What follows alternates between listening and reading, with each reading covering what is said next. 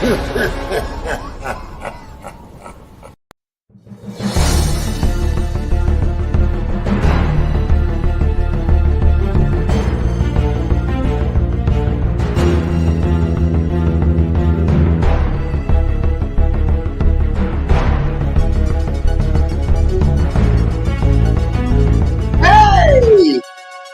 What's going on, everybody?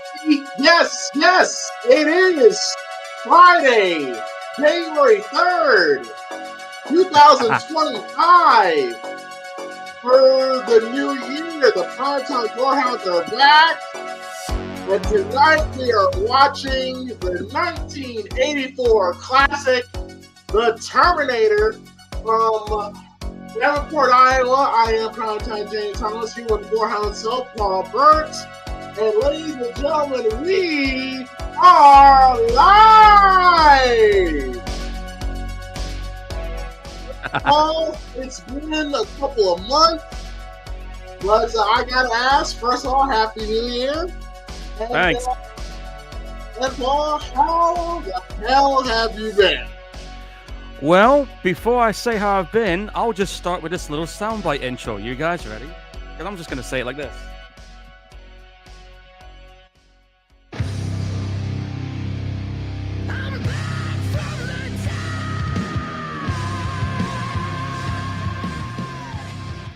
I'm back from the dead. But yeah, apart from that, I'm doing good. Been keeping myself a little bit occupied. I've been doing a lot of photography stuff with some of the bands, you know, just for the fun of it, and getting everything primed and ready for next month because, well, I got a couple more bands to take photos for, and I'm back to Venice again, dude. Got a whole new costume planned out and ready, and you never know, folks. I might end up putting it on camera for another live stream at some point before I go. You just never know with me. But yeah, last 3 months has been somewhat interesting. I've had some good times, had some bad times during the absence, but I'm still here. Been waiting to do this all over again. So 2025, we're back, and we're going to come up with some fucking crazy ones this year. So that's all I'm going to say there. Well, first of all, thank you for playing copyrighted music on the show. Appreciate that. And Oops. but I mean, I'm gonna be a hypocrite because I'm gonna play some copyright stuff here in a second here. But yes, things for me has been pretty good. The past couple months has been fun, busy. But fun. I really got bogged down with bookings for wrestling and all that stuff. Plus, the holiday season was around, so I was really extremely busy. So that's pretty much the reason why there's been a lack of commentaries, watch-alongs. Because of that reason, that goes for this channel, and also on the main channel. Which, by the way, check out the PrimeTime podcast. We did a 2024 recap in wrestling. Very fun conversation with the guys, Mark, Arlo, and MG, and yeah, and I remember I DM'd Paul. I want to say like a week of Christmas. I said I was aiming for the 3rd. To be the return, and being that I have nothing scheduled for today, I figured this was the right time, because this is our first one. When was our last one? In October? Our last one was back in 3 months ago, back in October, and it was Terminator 2, ironically enough. That was Terminator 2. Yeah. But things have been good. Appreciate y'all for being patient, and appreciate y'all for waiting. And yes, we are back. And yes, and tonight we're watching the Terminator, as you can see in the background here. And we're watching the original Terminator from 1984. But before we begin, though, I want to give a shout out to a couple of friends of mine that kind of told me about this before we start this movie. And I actually kind of heard about this, but I never really looked into it. Yeah. But he sent me they sent me a message on Facebook, and he sent me this, and again, I heard about this, but I never really dug into this.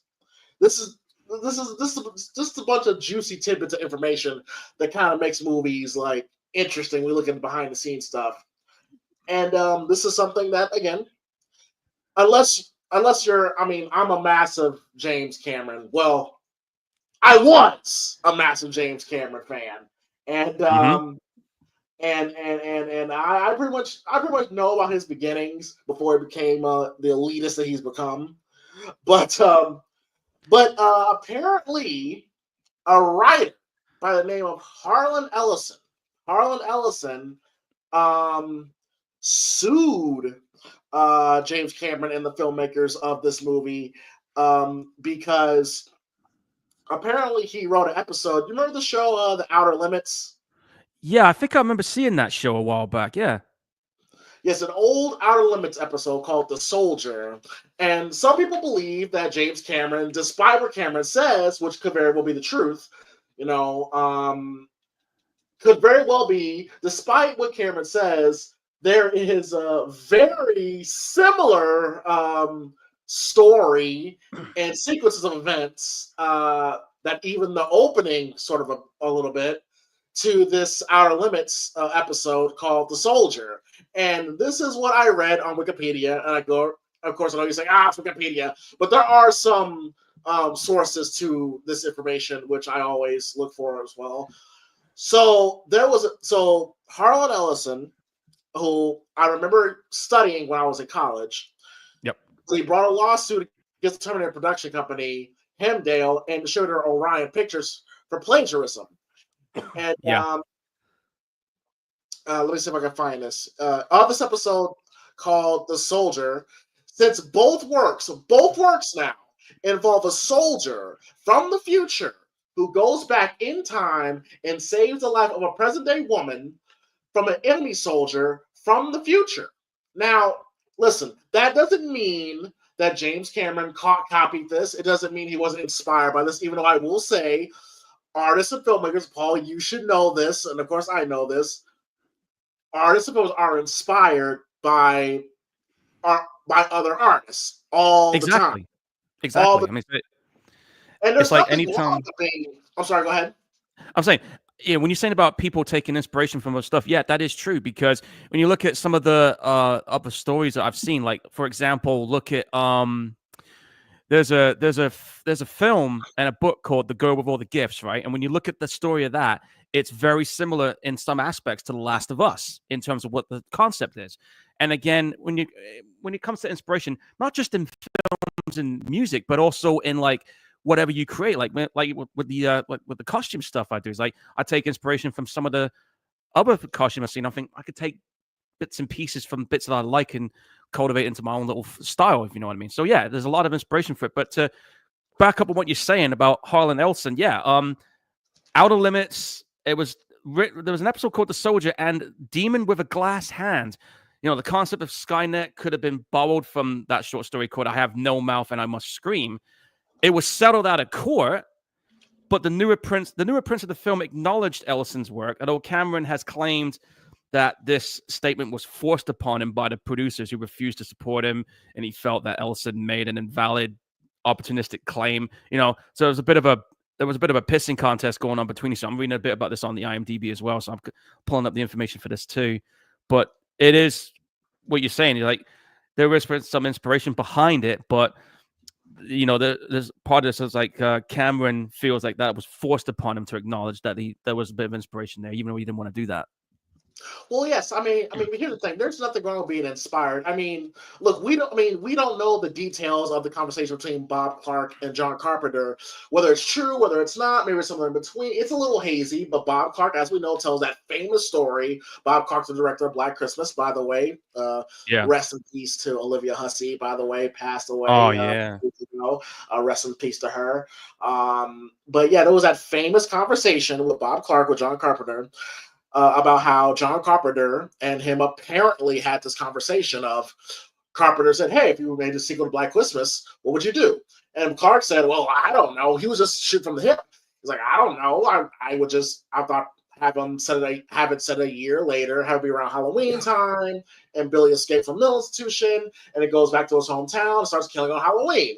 And then 3 or 4 years later, oh my God, we have the highest grossing independent movie of all time called Halloween about an escaped mental patient in the hospital, goes back to his hometown and kill people on Halloween. Now, does that mean that Carpenter copied Bob Clark? No, because even Bob Clark could say that, listen, maybe he took some inspiration from that idea, but this is Bob Clark saying this. When you look at Halloween, it's its own thing. Bob Clark has said, I wouldn't have brought that music. I wouldn't have had the Shatner mask and Myers. It is its own thing. But was he inspired? Maybe. Well, I mean, like inspiration does come from things that you've seen. That's how the nature of creativity works. You get inspired by something, and you either come up with your own original content that you've got inspiration from, or you kind of take bits and pieces from it and mold it into your own little style, as long as you acknowledge that inspiration. Yes. Now, if you have like an idea, if you come up with something and then it's literally like beat for beat, like the same as the originated work, yes, you might be up shit's creek. Yeah. Well, like let me make up something right now. Like, let's say there's a bag of barbecue chips that sprouts arms and legs and walks around and kills people with a hacksaw. There's my idea, right? And let's say Paul, if you go ahead and make a movie out of that idea, I can't be like, I'm gonna sue you, Paul, because you can't copyright an idea, just an idea. So that's more to it to me. And of course, I learned that the more and more I'm into wrestling and all that stuff, because I also got to keep in mind too. This was during the time when copyright wasn't really a thing like that. No, it wasn't. It wasn't a big issue back then. Nowadays, it's like copyrights is left, right, and fucking center these days because of the age of the internet and all that. Yes, exactly. But I will, however, I'm going to go ahead and play this bit for information here. I don't give a fuck about copyright because this show is not monetized. But if you do want to support the channel, you can always donate to the Cash App, PrimePod313. Again, PrimePod313, which is at the ticker at the bottom, or any donation will really be acceptable. But yes, so go ahead and donate if you can. And I'm going to go ahead and play a little bit of the intro of the Outer Limits episode of The Soldier, and let me know what you guys think. All right.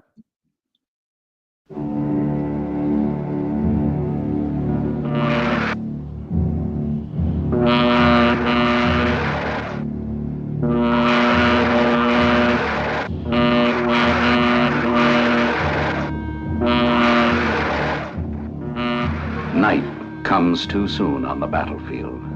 For some men it comes permanently, their eyes never open to the light of day. But for this man, fighting this war, there is never total darkness.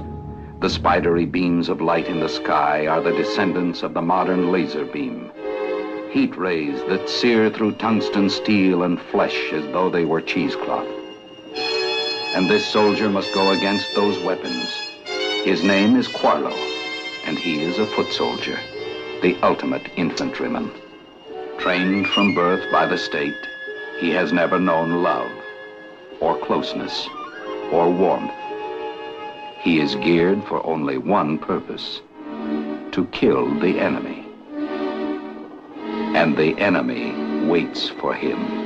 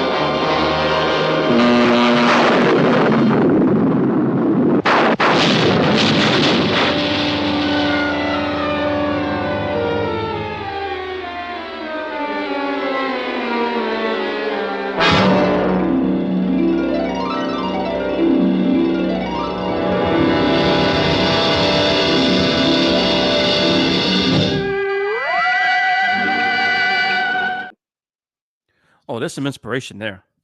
So yeah, so what do you think, Paul? Oh, that was fucking good.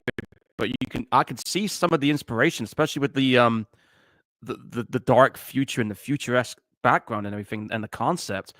It also reminded me of another not a Terminator one, but it reminded me of a comic book character called Rogue Trooper. Have you ever read those? But there's a bit of a similarity to that with the super soldier type thing. But I did like what they were doing there. I thought that was pretty good. So you're telling me Harlan Ellison has a case?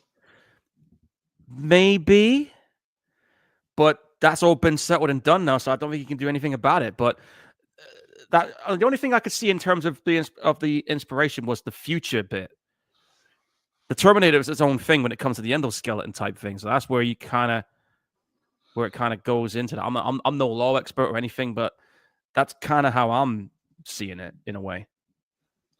Now, of course, there is the other side because James Cameron has been on record and saying that he came up with the idea of Terminator because he was doing editing for, I think it was Piranha 2 or something like that. Yeah, he had a fever dream. Yes, he had a fever dream, and he dreamed of the T-800, and then that's what led to him writing the script for Terminator. Now, could he be saying that to cover his own ass, maybe? But I initially kind of want to get beyond Cameron's side, because I don't know if you know this, Paul, but the original idea, the very first original idea was essentially was Terminator 2, where you have Arnold playing the good Arnold and the bad Arnold. There's going to be two Arnolds in the movie. But then scheduling issues changed where pretty much Arnold got fucked. He had to do another Conan films. That got delayed for a year. But then of course at least Terminator 2 where we get that iconic villain T-1000 whatsoever. So it doesn't take away from the originality of what Cameron does with this film. It's just that, it is at its roots. It's essentially what the soldier episode is, where it's about a soldier going back in time to protect this girl from another soldier. That's what Terminator is. But Cameron does his own thing. So I just thought it was just fascinating. Just thought it was fascinating. Yeah, it is a fascinating, case and a concept there. So, yeah, you could see it. For sure.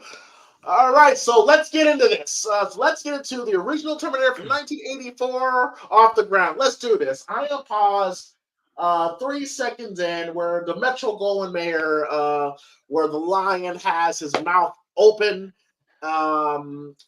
So, yeah. He wants his steak. The lion wants his steak. Oh yes, a nice big juicy steak. That sounds pretty. Steak always sounds good. So of course you can watch it alongside with us, or if you're a live viewer, or you can watch it in the archive as well. First of all, shout out to Mama Gorehound and Phil. Hopefully you guys had a happy holidays, and anybody's watching, don't forget to give your thoughts in the chat. Or if you're asking a question in the chat, go on right ahead. And how the rules go, we go 3, 2, 1, play. When we say play, you press play. Again, 3, 2, 1, play. When we say play, you press play. And if you don't press play, your bad day, your desk job at the police station will probably be your last day. All right. So let's get into this. All right. 3, 2, 1, play. And we are in. There's the lion, who's never a happy camper. Here's the Orion logo. The classic Orion logo. I can't believe they brought it back too. Yes, the Terminator. This is the movie that propelled Arnold Schwarzenegger into superstardom. Now he's done some couple roles here and there. His most notable role was Conan up to this point, but this was a role that pretty much started the legend that was Arnold Schwarzenegger. Yeah, this is the movie that did it. And not to mention, guys, in 2008, this movie was selected for preservation at the U.S. Film Registry. And 2 years ago, Terminator 2 was finally added to it as well. 2029. This is 5 years from now. Oh, can you imagine if the world looks like this in about 5 years? It almost did in 2020. Yeah. If I see one of these fucking things rolling down the street, I do see similarities to the Outer Limits. Yeah, like with the lasers shooting out and everywhere, the fucked up world in the background, soldier getting blown up. Yep, the machine. This is great. The machine rose from the ashes of the nuclear fire. Their war was terminate mankind and rage for decades, but the final battle would not be fought in the future. It'd be fought here in our presence tonight. Can you imagine reading that? Can you imagine reading that while you're in the cinema? And then there it is. Oh, and you went to see this in the cinema for its 40th anniversary. I go lie, Paul. Every time I hear this, every time I see this intro, I get chills. Every time. You ain't the only one. I get every time I hear it's this particular intro, this particular theme song. I get goosebumps. And yes, folks, I'm going to go ahead and say it now. This is my favorite Terminator film. Terminator 2 is my favorite one, but I can't take anything away from this one. This one is a fucking classic to watch as well. But this is the movie that propelled Arnold to superstardom. I love when he tells a story about how Cameron was trying to get him to say, "I'll be back." And of course, Arnold Schwarzenegger was not a native English speaker, and he was very primitive even at that time. I mean, come on, some of his Conan lines were dubbed, for God's sakes. But he knew English, of course, he could get by, but he didn't know it as well as he does now. And there was little nuances in the English language that he didn't understand. He didn't grasp. Like, he's speaking it very literally, "I will be back." And that's the correct way to say it. So the contractions he wasn't aware of. And I remember Jane Cameron telling Arnold, "Wait, like, say I'll be back." And Arnold was like, "Ow, ow, ow. I don't understand. It's I will." And Cameron's like, "Yes, I know it's I will, but say I'll be back." It's the same thing as saying I will, but shortened. And Arnold couldn't understand that. Ow, ow. So he had trouble actually saying it, which works for the character because he's a fucking robot. Exactly. So in a way, it was kind of a blessing in disguise for the character role that he was playing. Absolutely. Absolutely. And I remember, now, of course, he can say it no problem. Yeah, you can say it with ease now. Los Angeles, 1984. I was about a year old at this point. I was a gleam in my daddy's eye. I remember the first time I saw this movie, I think I was about... Actually, this was the first ever movie I watched in my life when I snuck into my parents' living room for movie nights. This was my first fucking movie. Now that I think about it, I just remember. Can you imagine? Because one of the ideas was O.J. Simpson was going to play the Terminator and Arnold was going to be Kyle Reese. Can you imagine how hilarious that would have been? That would have been crazy. And I remember on the documentaries I used to watch for this, I remember James Cameron was going to get into a fight with Arnold because he wanted Arnold to play Kyle Reese, but Arnold was like, "No, I want to play this guy." And it makes sense because if you had Arnold playing Kyle Reese, he would have came across as your typical Hollywood good guy character. So to have him playing the Terminator makes perfect sense because, I mean, it is a machine under there, and he's got to look like an imposing figure. So I couldn't see Kyle Reese playing the Terminator or Michael Biehn playing him, 1980s Los Angeles. Different time back then. Hey, the late, great Bill Paxton and Brian Thompson.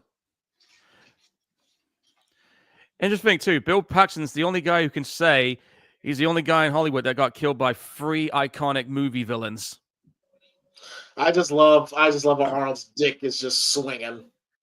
Like, you can see it. Like, his dick is just swinging. Like, yeah, apparently I saw that, too, on this fucking TV. Oh, you see it. You see it. Yeah, I saw it. I wish I didn't, but I saw it. There's Brian Thompson, who ended up being the night slasher in Cobra.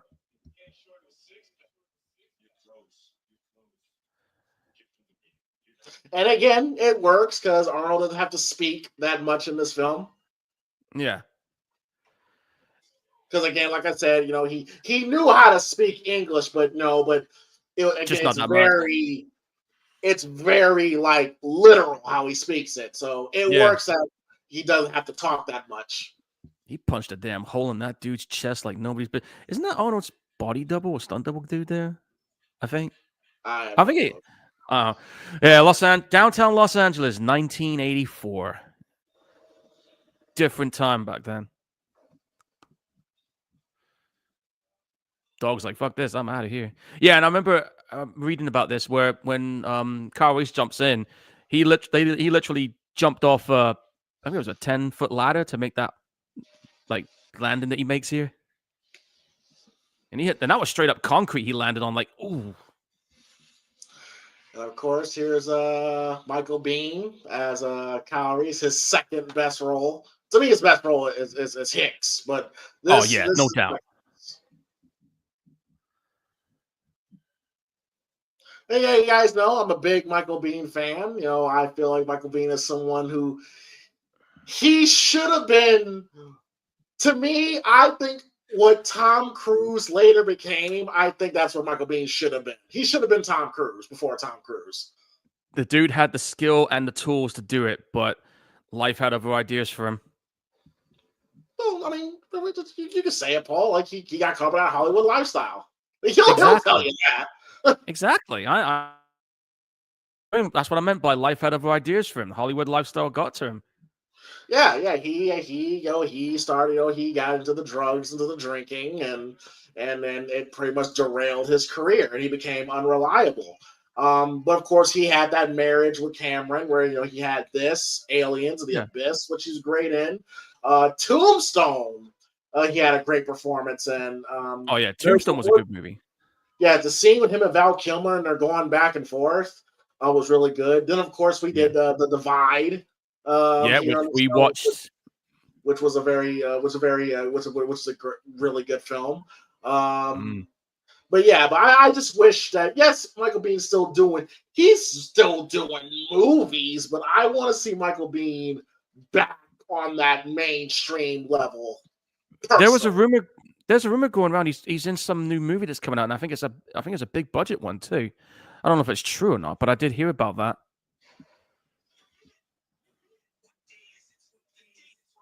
Again, this is his intensity that he has, like the fire that he has. It's like he really could have been Tom Cruise before Tom Cruise. The dude was definitely classically trained acting. The guy put it in there, man. He put the work in this. That's one thing you should tell other kids. He took my gun. Yeah, and he took somebody's. Embarrassing. That'd be embarrassing. Yeah, imagine telling your workmate at the police force, oh yeah, the guy took my fucking gun. How did he take your fucking gun? I don't know. He just got the better of me. Well, you're a fucking idiot for letting him take the gun. Well, it's not my fucking fault. He got the jump on me. The old closed stores. It's funny because every time I watch movies like this, I just think about when James Cameron was actually great. I mean, it's subjective. I mean, like people still think he's great. I think he's a fucking asshole now. But when I watch movies like this and True Lies, I'm like, this is when James Cameron actually cared. Once he got into his Avatar bag, I'm just like, oh, okay, what the fuck? I mean, like for me, like I know personality-wise, I know a lot of people don't like his personality, but I can't. You're a fucking asshole. I know. I can't take away his talent for filmmaking, though. I mean, like, say what you want about the Titanic and the Avatar movies. For a lot of people, it clicked with a lot of folks. I mean, like, I've seen Titanic in the cinema with my grandma when she was alive at the time. She liked it. I thought it was all right. The Avatar movies, the first one, I thought was cool. The second one, the story didn't quite hit for me, but visually, yeah, it was fucking great. Visual-wise, you know what I'm saying? As for 3, 4, 5, and 6, yeah, he's got a couple more penned out. There's one coming out, I think, That at is the end of this year. insane. That is insane to me. Let me tell you how many he's got coming up. Hold on, I'll tell you. Here we go. I'm just going to look at his film listings right now. Hang on. All right, check this out. You got Avatar Fire and Ash dropping this year in December. Then in 2029, you got Avatar 4 on the 21st of December 2029.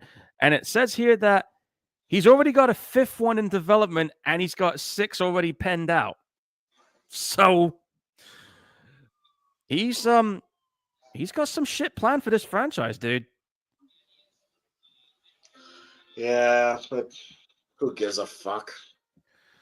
I'll check him out because it's like sci-fi eye candy for me. But you know, that's because me though. You know, I'm someone who just came out of college acting. I'm still trying to check. You know, trying to still get into there.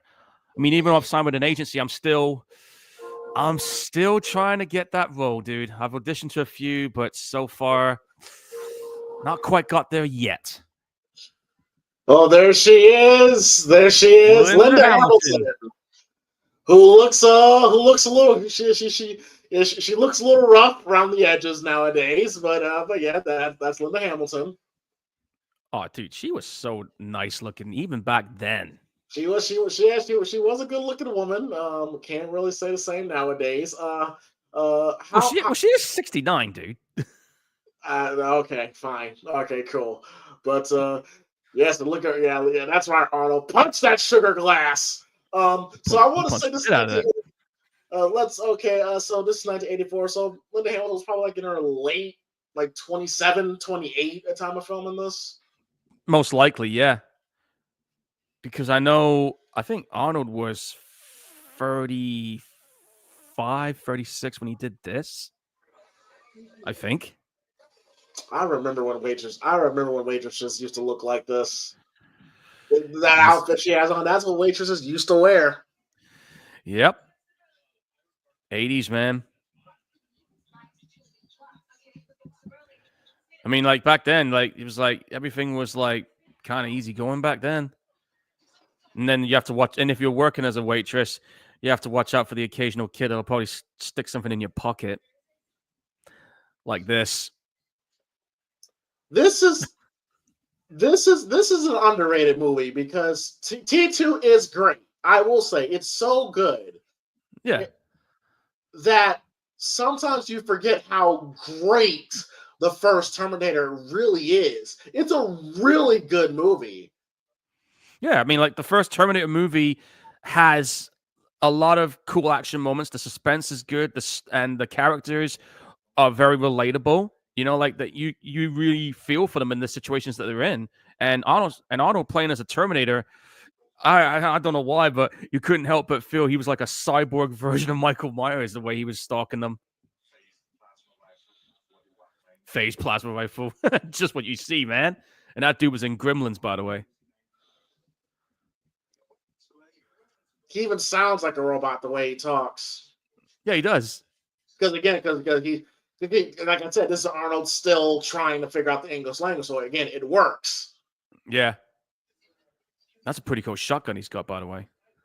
It's a Spaz 12. I think it's an Italian shotgun as well.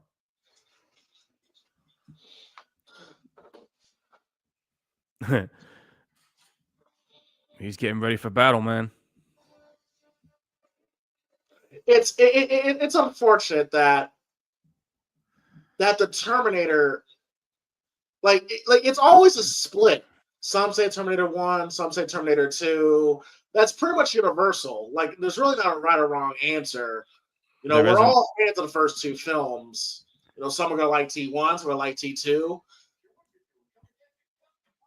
Well, like I said, even though I consider Terminator 2 my favorite one in the series, I can't deny how good this one was as well. Because this one and here's the thing, too.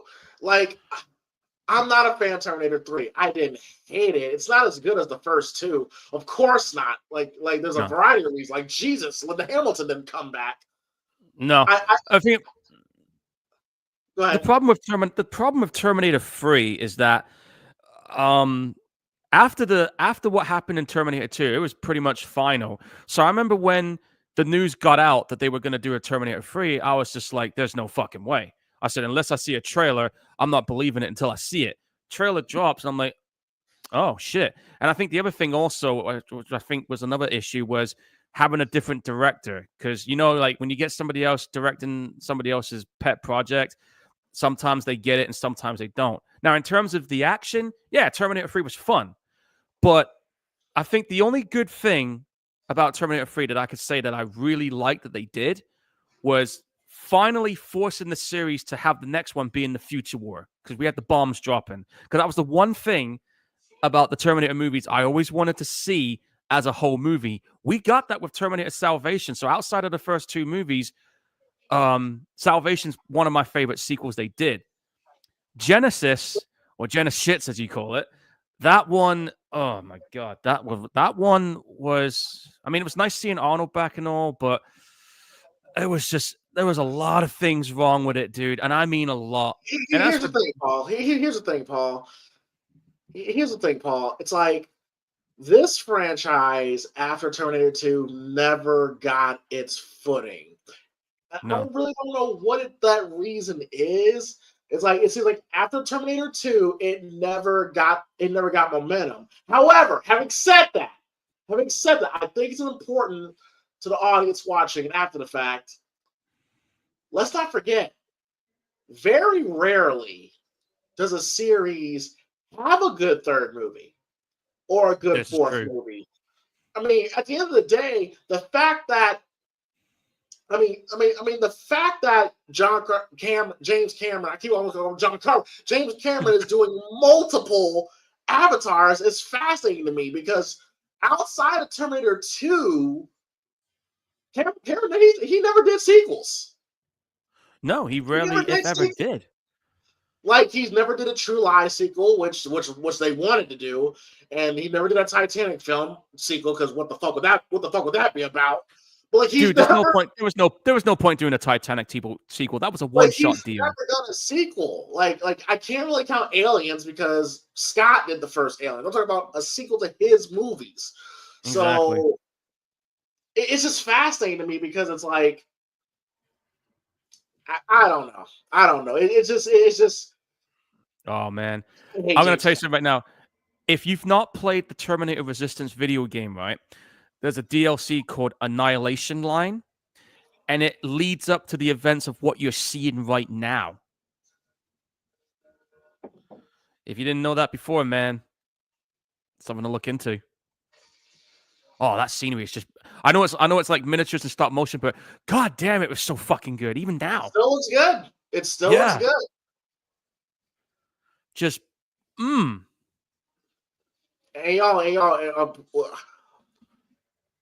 How'd you feel about Dark Fate? This is how I felt about Dark Fate. Hear me good, nigga. I'm here to double down. That shit is a 2-pack of ass. The fuck are you talking about? That shit stinks. Well, I hated Dark Fate. Hated Dark Fate. All right, hang on. I did go see Dark Fate in the cinema. Now, the thing about this one for me, this is just me, okay? There were things about the movie that I enjoyed, and there were things about it where I was just like, nah, you shouldn't have done that. I did like the idea of having something else worse than Skynet come around. Taking out John Connor, I thought, was a ballsy move, because, I mean, as much as I would like to see the John Connor story carry on, I thought you can only take it so far. So the idea of killing him off, I mean, it pissed a lot of people off. I thought it was a ballsy move, and I was interested to see where they would go next with that. So, for better or for worse, again, I liked some of it, not all of it. I did feel like it was kind of like a natural sequel to Terminator 2, because that was, in essence, that's what they were trying to do with it. But I just felt it could have been done a bit better, but I didn't completely hate it. Like some people have. But that's just me, man. I mean, What was your issues with it? Paul will be here all night, right? So go into my issues with it, man. Well, give me like one quick nutshell. They completely like you get rid of the John Carpenter character, which you devalue. You devalue the first two films with that. Yeah. The cutting off Arnold's like you might as well cut Arnold's nuts off and shove him in his nuts. Tell him to like it. I didn't have an issue. I did not like the idea that the Terminator didn't have a lot to do in that one. I wasn't happy with that either. And then Carl was his name. I'm like, you fucking serious? They called him Carl. And Linda Hamilton was fine. She was good in it. She was fine. It's just. I just feel like it felt like it was just a big her last big paycheck, in my opinion. Yeah, I mean, for her, Justin Bieber, pretty much being the good Terminator, and it's like augmented human. Whatever. I couldn't get into it. I can't get into this. Like, well, to me, Terminator 1, Terminator 2, Terminator 3, I can watch. The Terminator 3 and Salvation, I can watch as entertaining action films. But Genesis and Dark Taint is terrible. Like I said, man, Genesis, I just completely don't like. There's a lot of things about that was wrong for me. Dark Fate, like, again, some bits I liked, some bits I don't agree with. I wish the Terminator had a lot more to do in that one, but it's like, all right, fine, whatever. But that one was actually those last two movies were actually gonna be starts of some new trilogies, but because of look at that that 80s hair. Oh, my mom would know about that hairstyle back in the day. She used to rock one of those. Golly, fuck. We should totally bring these hairstyles back for females. Bring them back. I'd be all for that. I think some still do it. Some do. It's a cute little lizard. I think it's an iguana. Oh yeah, speaking of pets, I got a chance to talk to my landlord. He said I could have 2 cats in, so I'm gonna see if I can get 2 kittens later on. I thought you were saying we'll kick you out. No. No. I've been trying. I've been a hell of an announcement to tell us. I mean, damn, like right around there, you're getting kicked out, huh? No. Oh God, I hope that never happens, man. I'm trying to keep this. I mean, I'm a good tenant, so. But yeah, I mean, like, we had to. I didn't tell you, we had to get the bathroom fixed because the landlord was saying that the bathroom needed renovating. So I thought, all right, yeah, fine, we can do that, no problem. Took a couple of days to get it fixed. The tiles, whoever was in here before me, the tiles in the wall were so stuck to the wall. When they pulled the tiles out, the guys took half the fucking wall with it. And I'm just like, oh shit. So they had to plaster all that, fix that all up, and the bathroom looks a lot better now. It actually looks like one of the bathrooms from one of the hotels I was at when I'm at one of those carnival events in Germany. Nice. Marble canvas walls and everything, dude. Nice. Good to hear. Yeah. Oh my God, those old moped scooters. What was I? Yeah, but hopefully you guys are enjoying us watching the Terminator 1984. Please hit that like, subscribe button. And this movie's still great. It still is. 41 years on, this film can still be a good one. I remember hearing that Lance Henriksen, who was also in consideration to play the Terminator before they settled on Arnold. Yeah, I remember when I was watching one of the documentaries. He said that he really started getting into the idea of playing the Terminator. Like, it was almost like a praying mantis. At one point, he was in James Cameron's office waiting to be seen. He's like, so the receptionist, is James Cameron? And she's like, yeah, just wait here. And she came close to calling the fucking cops on him because he was that convincing. Can you imagine if Lance was the Terminator? it would work.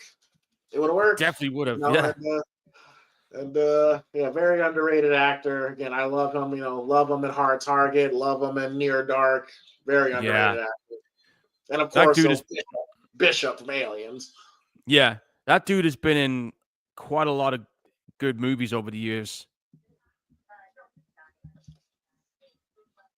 He was also I think he was one of the army dudes in The Omen 2. I think he was the headmaster of that army school. Yeah, and he was in that one was not into the sex. She was into the music more than she was into the sex. I'm sorry, go ahead. Yeah, he was also in Piranha 2 as well. Lance Hendrickson was as well.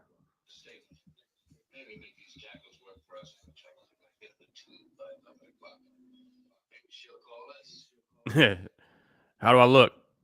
Like shit. Your mama. Love it.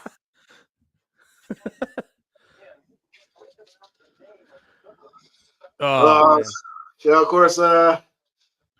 Pizza. When you pretty much take yourself out, on a date, those are actually pretty relaxing. Like I've done that a couple times where I just go and get a pizza and then go to a movie by myself. Yeah, I'm still yet to get a date myself, but I'm kind of okay just being solo, man. But yeah, anytime I'm at a bar, I'll just You hear that, ladies? Paul is single and ready to mingle. Not quite yet. Let me get my career going first, and then I can settle. I'm ruled it out. Don't worry. But yeah, I mean, like anytime that would be pretty scary. That would be pretty scary. Like that's twice now. 2 murders happen a day, and both of them happen to have your name. That would be pretty scary. Oh, dude, I'd be fucking freaking out. And you're pretty much, and you're next. You're next on the list. Yeah, the old phone books back then. Yeah, that would be pretty terrifying. I'm gonna hold you up. Well, I'll tell you right now, if somebody was going through names to kill people, I'm having a shotgun ready. And also, and remember, Linda Hamilton, I want to say in '88, she was in the TV series Beauty and the Beast. Yes, and I think Ron Perlman was playing the Beast character. Yeah, played the Beast. Yeah, but it was only on for 2 seasons. Yeah. Yeah, I remember seeing some of that stuff. I think it was on the Hallmark channel that we used to have here in the UK. Yes. And yeah, the reason why Linda Hamilton hasn't been in a lot of films, if anybody who doesn't know, she's someone who also has suffered with bipolar and stuff. Which wasn't she married to Cameron? Yeah, she was married to Cameron at one point, right? Yeah, she was. She was married to Jim Cameron for a couple of years. But yeah, I'm reading about his. It says here that during October 2005, in an appearance live, she discussed her depression and bipolar disorder, which led to violent mood swings and suicidal thoughts. I mean, as someone like myself, as someone who has issues with autism and Asperger's, there are times where I'm feeling like I'm having a good day, and then there's times where I'm just like, I don't want to be around anymore. So I've had days like that. So I can somewhat identify with that issue. Tech Noir, that cool little bar or nightclub with some, and that music that was playing was actually on the Terminator Resistance game that came out a few years ago. Those kids are called payphones. You actually had to put coins into a box, and that's how you made your phone. Yes, folks. Once upon a time, before we had cell phones and all that other stuff, we had to go to a phone box, put a pound coin in, and you get like maybe a good 10 minutes out of it, but you have to put more in, you know? And we never had the internet back then. Well, technically, they were starting to have it in its infancy in the 80s, but it wasn't like readily available like it is now. Oh, look, the old cassette Walkmans. Now I got one of those MP3 Walkmans, which holds about nearly 8,000 songs. This is how you know. Hey, this is how you know you did your job, man. She's walking around happy, giddy. She's making you food. Yeah, that's when you know. That's when you know you put it on. You laid that thing on her. Oh yeah, great times. It's a great feeling. It's a great Oh, feeling. yeah. It sure is, dude. It sure is.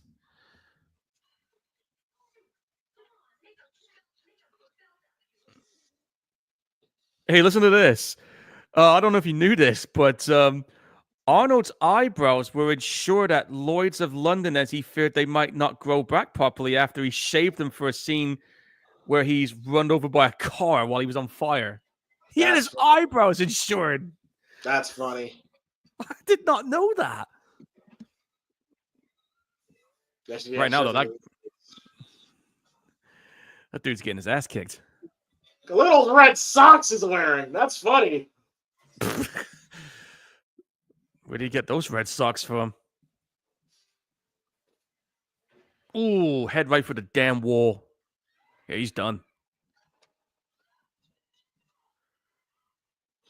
And that handgun he's got, man, damn. Oh, in the back. Oh. Right in the shoulder blade. And you know, I've just realized something. That's the same handgun that was used in Friday the 13th, Part 6. Imagine he goes over and has sex with her. How crazy that would be. Very crazy. And if one shot wasn't enough. Yeah, and the fact that on the later releases of this film, they redid the audio for the sound effects with the guns and everything. So I remember the original sound was always better. Yeah. They I sound like the new ones. Explosions. Yeah. I do like the new ones they added on here too, especially when shit blows up.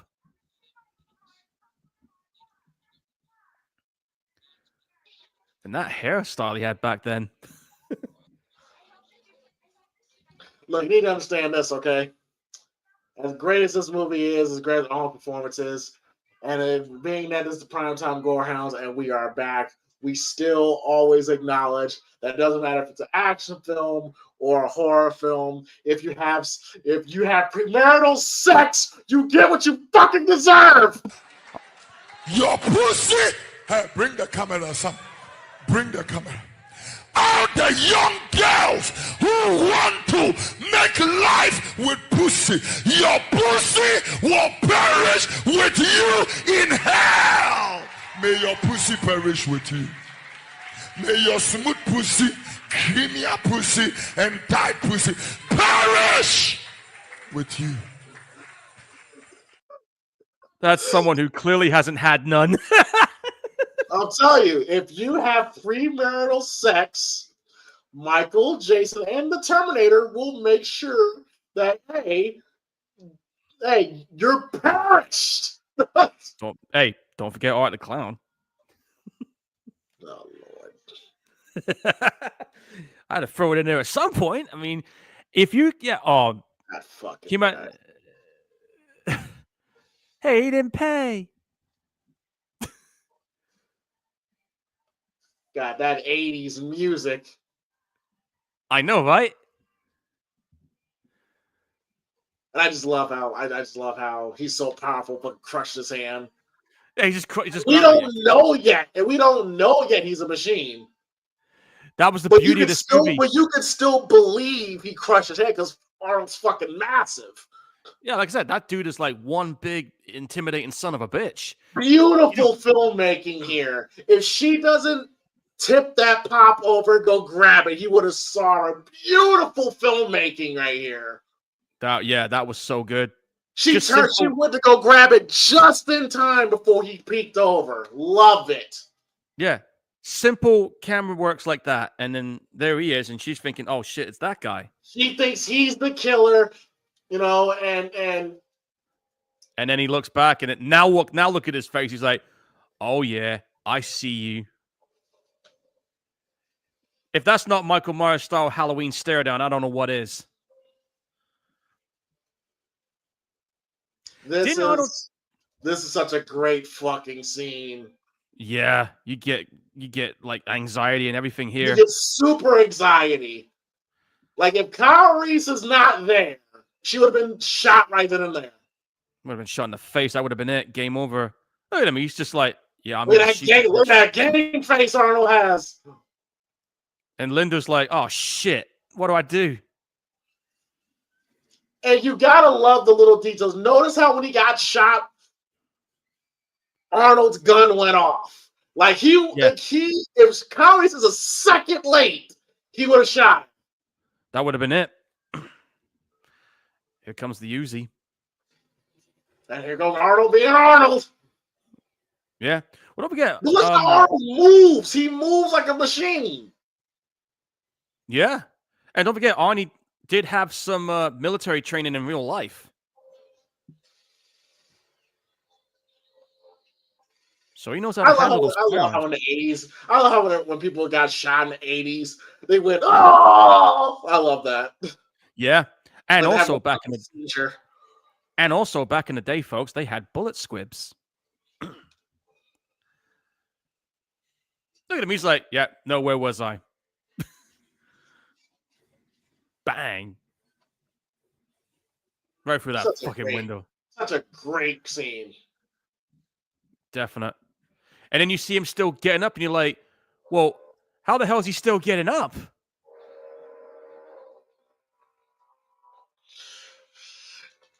Now, Paul, would you consider this movie a slasher film?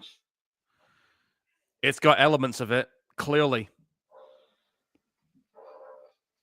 I mean, look at the way he's stalking people. Like I said earlier, if that wasn't Michael Myers inspired, I don't know what the hell is. Wasn't Arnold inspired by the Halloween film? Arnold? Yeah. I doubt that. Whoa, that ice. I doubt he was inspired by it, but it has elements of it. Yeah. Oh, and that bit when you see the crazy eyesight with the red screen and all. I remember first seeing it, I was like, yo, what the hell? Here's where he had his eyebrows insured because he was worried that they wouldn't grow back after that crazy shit. And isn't it funny that when he got caught in that fire, that hairstyle is the same hairstyle he wears to this day? Just saying.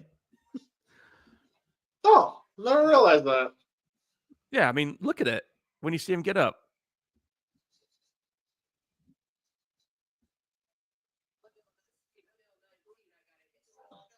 See what I mean? Oh, yeah, I see it. I see it. And the smoke coming off him is a nice touch. It's a small but subtle. It's a subtle touch. Exactly. Ooh. That guy's going to be out cold for a little while.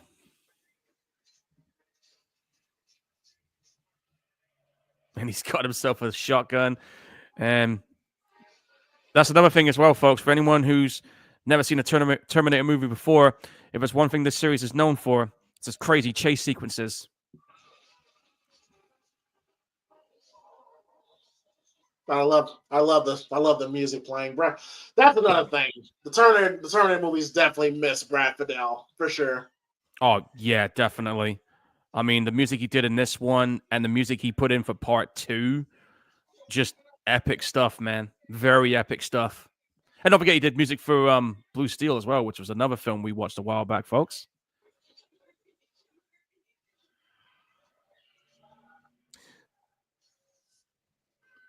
But yeah, but this is what I mean. It's just like another reason why I hated Genesis so much is that, you know, when you have a character like Kyle Reese, look how Michael Biehn portrays this character. He's very manic, he's very fidgety, he's very intense. Like he comes across as someone that has seen some traumatizing shit all his life. Yeah, and then you get someone who was jacked up. Courtney does not come across that way at all. He's very bland, boring. No, I know, right? Like, how the hell has this dude got a career in acting when most of the stuff he's been in sucks? The only thing he was good at being in was fucking Spartacus Blood and Sand in a supporting role. I mean, that's why I gave credit to Anton Yelchin for Terminator Salvation. He felt the closest to how I would believe Kyle Reese would have been during that time. Exactly, and rest in peace to him as well. But when I saw Jai Courtney, he's supposed to be Kyle Reese. I'm like, this is either he did not watch how Michael Biehn did it, or he just went and did his own thing. But it's like horrible interpretation of Kyle Reese. Fucking terrible. Yeah, I remember when I watched it and I saw who was playing Kyle Reese. I just right there and then I was just like, "Oh man, this is gonna be bad." I knew right there from there. And then you got that guy who played John Connor, who was like a Terminator version himself. What's his name? Jason Isaacs. That show is stupid. That whole movie is just stupid. Yeah. I mean, he's a good actor, but wrong movie. I mean, everything about Genesis was fucked, man. And I mean fucked with a capital F.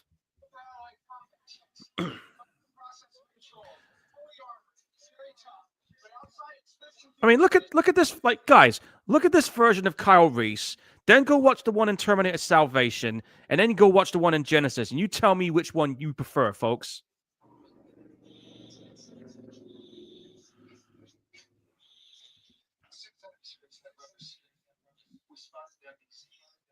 That's a T8. That's a T600 he was talking about.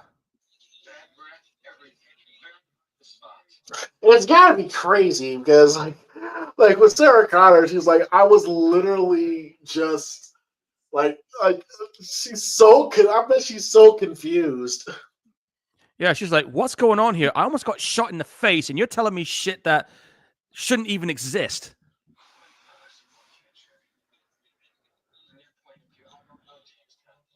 And then you got Kyle Reese, who was born during the apocalypse of what's going on in the future, and he's never seen the world like it is now.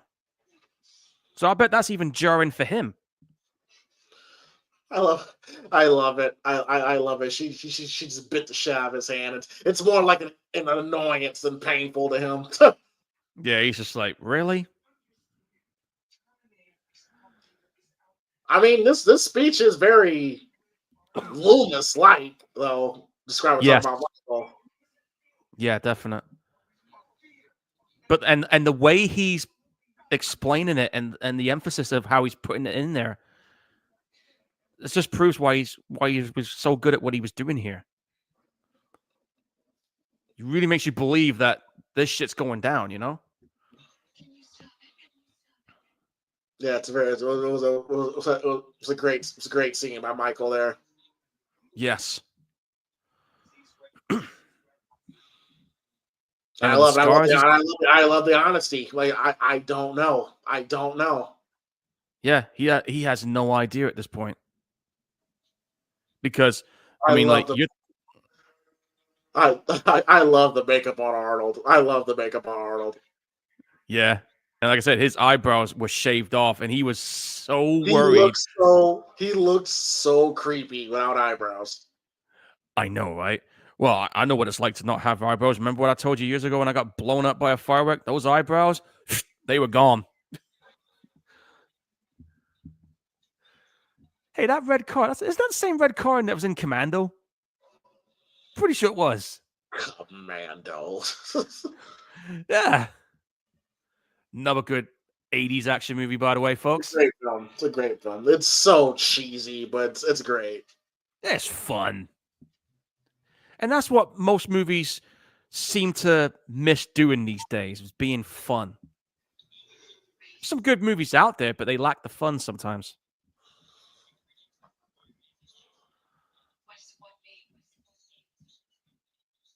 Here he is explaining what's going on.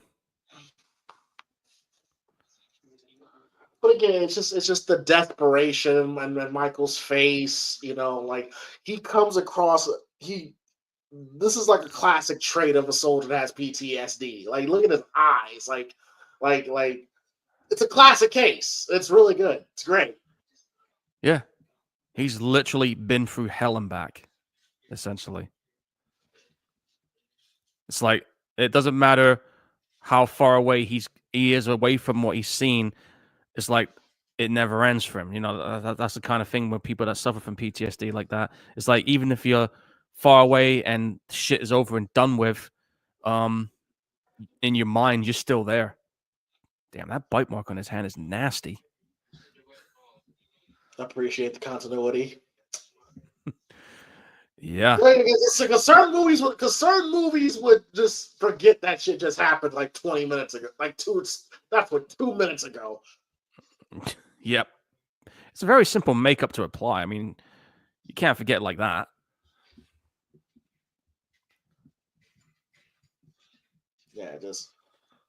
Continuity is always a problem in movies nowadays.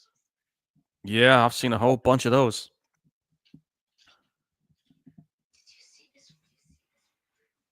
Yeah, he did see this war. Well, he didn't see the actual war, but he grew up in the aftermaths of it. That's what he just said. Yeah,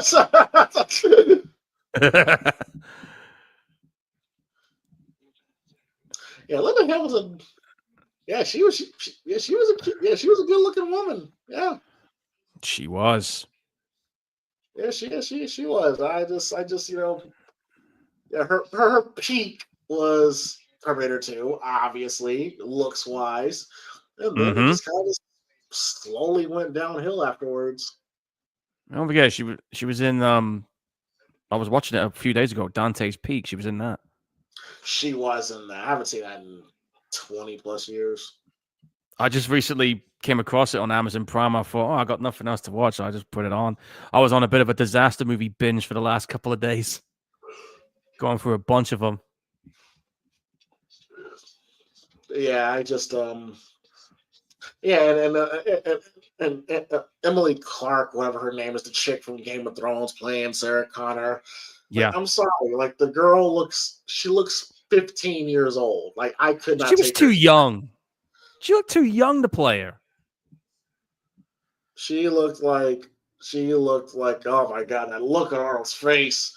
But yeah, if looks could kill. Emily Clark as Sarah Connor was that was horrible. I know. And the way he looks when he's tracked them down, he's like, you can see it in his face. He's like, "Yep, found you." You watch this. When you find your wife cheating. Yeah, he's like, "Motherfucker, you owe me some money." Like Arnold does look like a psycho ex boyfriend. I was thinking the same thing. He does look this looks like a psycho ex boyfriend finding his girlfriend that cheated on him. Yeah. Nice little shotgun duel going on here. And again, that music. Look, Arnold looks sweet. I can't. He looks wild without the eyebrows, man.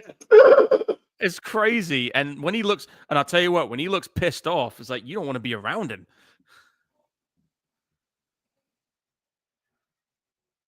Look at this dude. Well, they sped the camera up a little for that, but I get it. He's still going at it with the shotgun.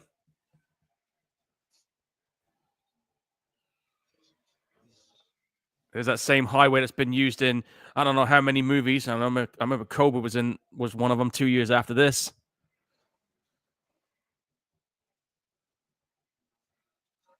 Again, I just like that music score that Brad's putting out here. Oh, it's a great score.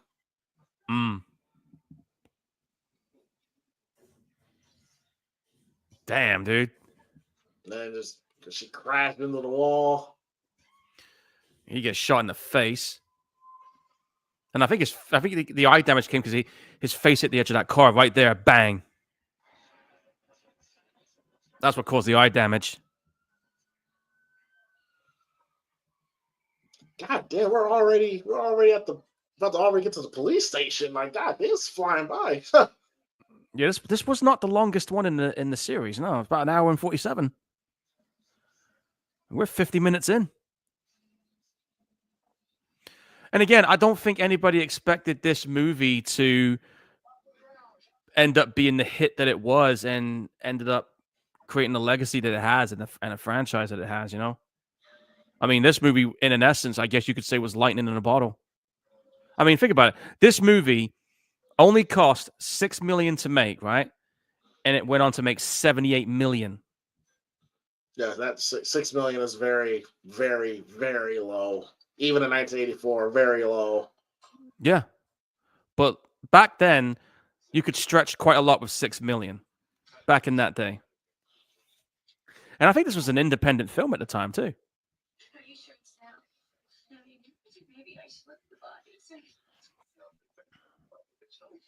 Because I remember, Gail Ann Hurd was one of the producers of this, who was She also was. married. She was also married to James Cameron at one time, and right now she's currently one of the main producer heads. Well, she was one of the producer heads for The Walking Dead, but she stepped down 3 years ago. I'm trying to see what she's up to now. Give me a minute. Right now, she's currently producing the Dead City spin-off, Daryl Dixon, and she also did that other one, The Ones Who Live.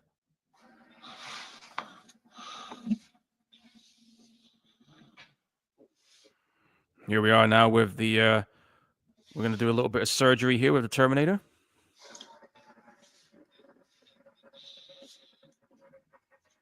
Yeah, that eye is done. Yeah, good prosthetics. Yeah. I remember when I first saw this, I was like thinking to myself, what the hell is he doing? How the hell is he not feeling this? And then you see the mechanical. You can clearly tell this is fake, but it still looks good. Yeah. I mean, the practical effects have come a long way since 1984. I mean, it wouldn't look like this even if they did practical effects today. But I wish more movies. You know me. I wish more movies did more practical effects. You know me. Yeah. I mean, I'm someone who loves seeing practical effects. I don't mind ages CG better. as long as ages better. I like CG as long as it's done properly and not over exaggerated and used too much, if you know what I mean. If you want to use it to enhance some of the practical, okay, fine. But oh damn. It looks good. It ages better, dude. Yeah, exactly. I mean, look at that. That you would think that shit is just timeless. I mean, another example of good makeup effects. I mean, remember Day of the Dead? It looks great. It still looks great. Yeah. I mean, remember the effects for Day of the Dead? Damn, dude, they were so good. Still are.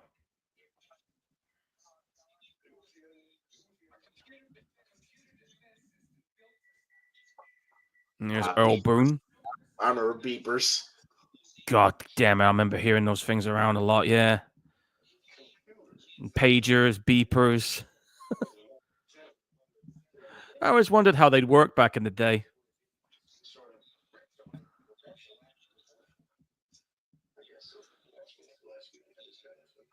Lance.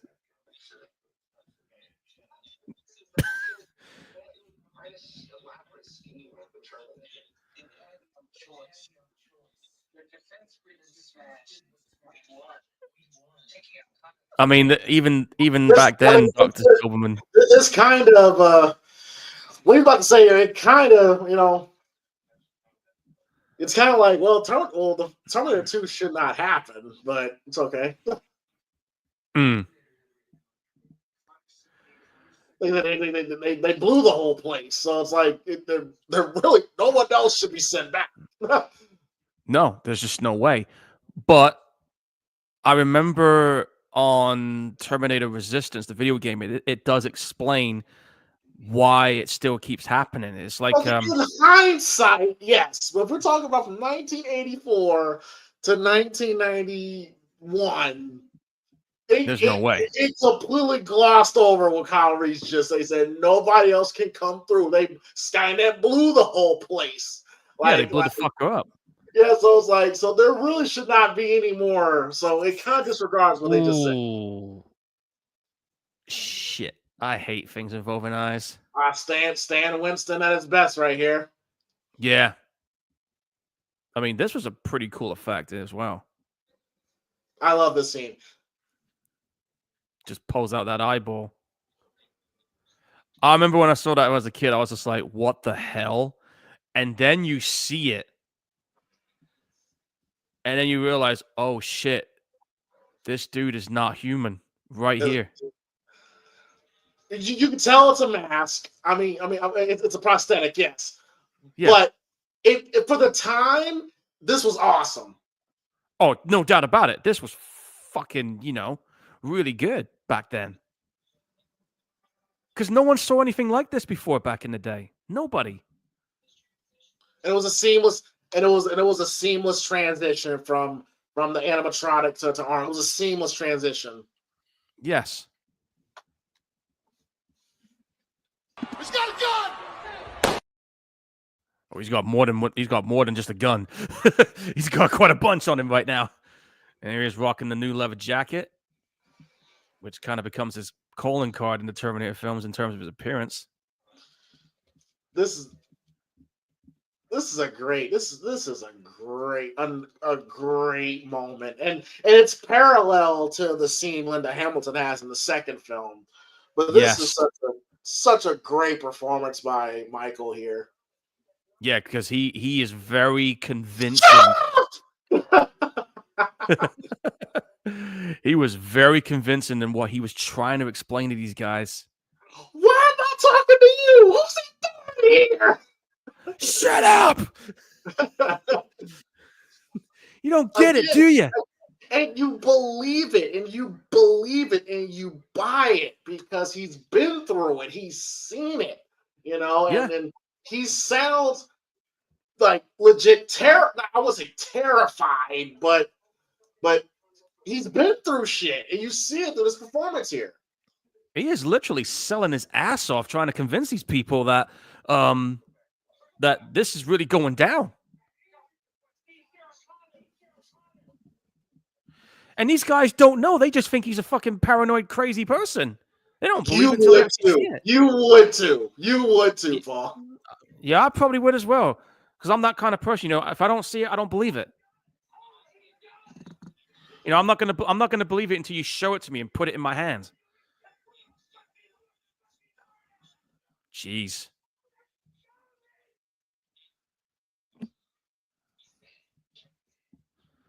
Yes, yeah, Michael Biehn, he's so good, and especially those military roles. I mean, again, he's a military guy in this, and of course, Hicks. It's like don't forget Navy SEALs. That's another fun one with him and Charlie Sheen. Yes. Yeah, Bill Paxton was in it too. And I thought he was pretty good in The Abyss as well. When did Near Dark come out? 80, 88, 89? I think it came out in 86. Hold on, let me check. I know it came out in the 80s for sure. That's another great vampire movie. Oh, it's a fucking classic. That's one of my mom's favorite movies. And she's someone who watches a lot of vampire movies. 1987 it came out. 87. So 3 years after this. Okay. Yeah. Despite the film performing poorly at the box office, critics and reviews were generally positive, and it has a cult following. And ironically enough, it was directed by Kathleen Bigelow, who ended up marrying James Cameron as well, and directed Blue Steel, and she did a couple of other good films like The Hurt Locker, Zero Dark 30, Detroit, to name a few. And this is when we get one of the most iconic lines in cinema history. And it stayed with him ever since. I'll be back.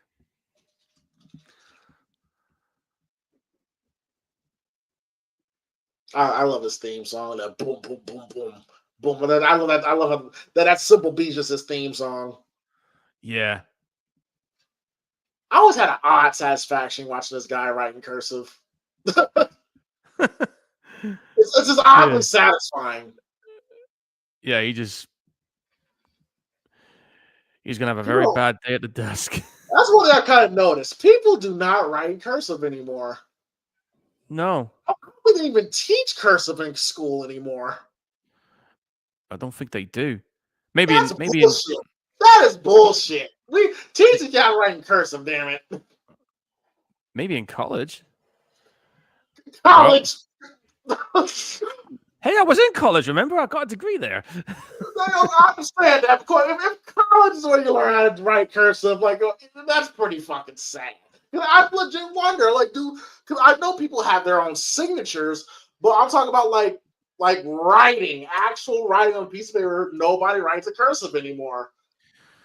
I No, they don't. It's almost like a dying art. I mean, I rarely, if ever, do write stuff. I have written stuff before on pen and paper, but my writing is terrible. Yeah. Small Gorehounds. Ooh. Still, if you're watching this, do you still? When's the last time you wrote anything like in cursive? I'm legit curious now. Bring back the cursive. Yeah, put it in the chat box, guys. I'm sure Philip will say something. The music right after that was great. I don't buy a handcuff Kyle Reese could just knock out a cop, but okay, it's fine. It's cool. What?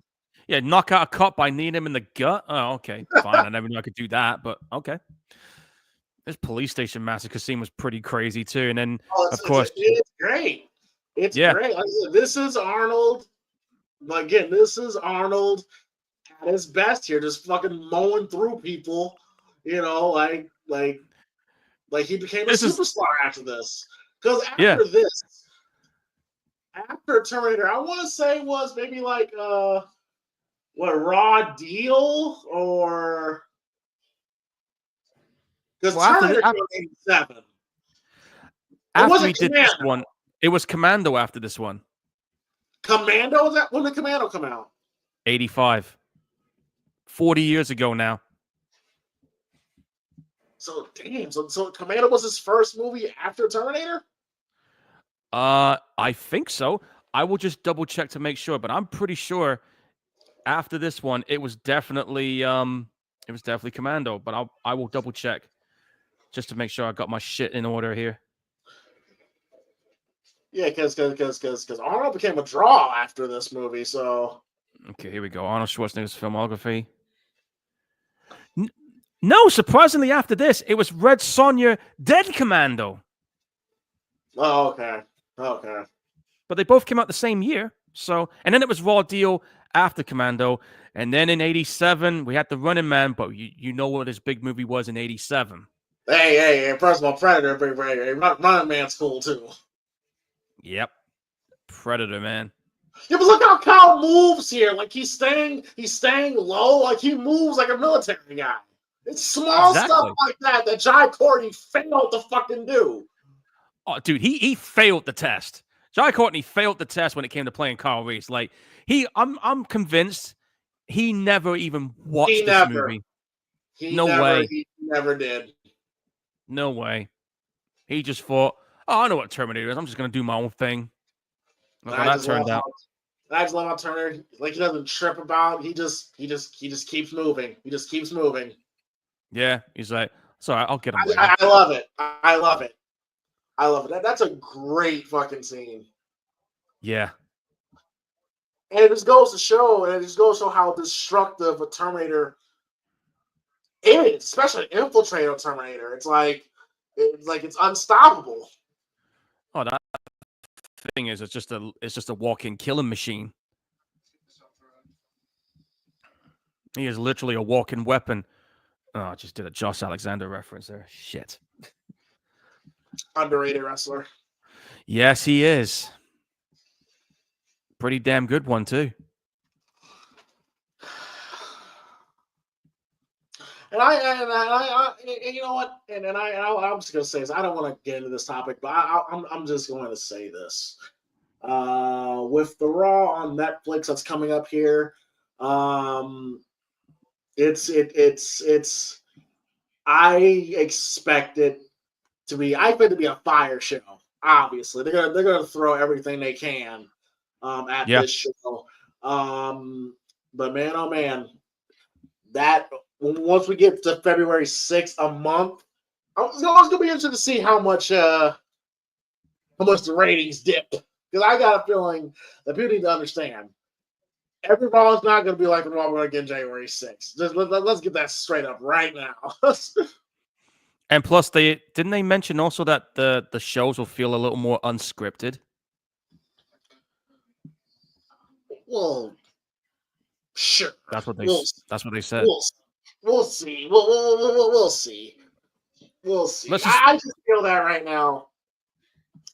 With the jacking of the ticket prices and all that stuff, it's like I expect WWE to have a very interesting year when it comes to the fans. Yeah, and keep in mind also, this deal with Netflix is going to be about 10 years. Like I saw with the WrestleMania price, so I see the ticket price for some Raws coming up, and golly, How bad is it? well, if you can afford them, go right ahead. But I wouldn't. Give me a good example. How much is it for a ringside seat? Shoot, maybe 1,500. Oh, that's about as much as me paying for 12 days in Venice. Fuck that. Yeah. I can stay in Venice for 12 days for that kind of money. Yeah, if I saved up. It's not worth it. It's not worth it. No, it isn't. It isn't. I mean, you could probably get a really cheap ass seat, but you're going to be all the way up in the nosebleeds. It ain't worth it, dude. It just isn't. I'm sorry. I'll just watch it on TV.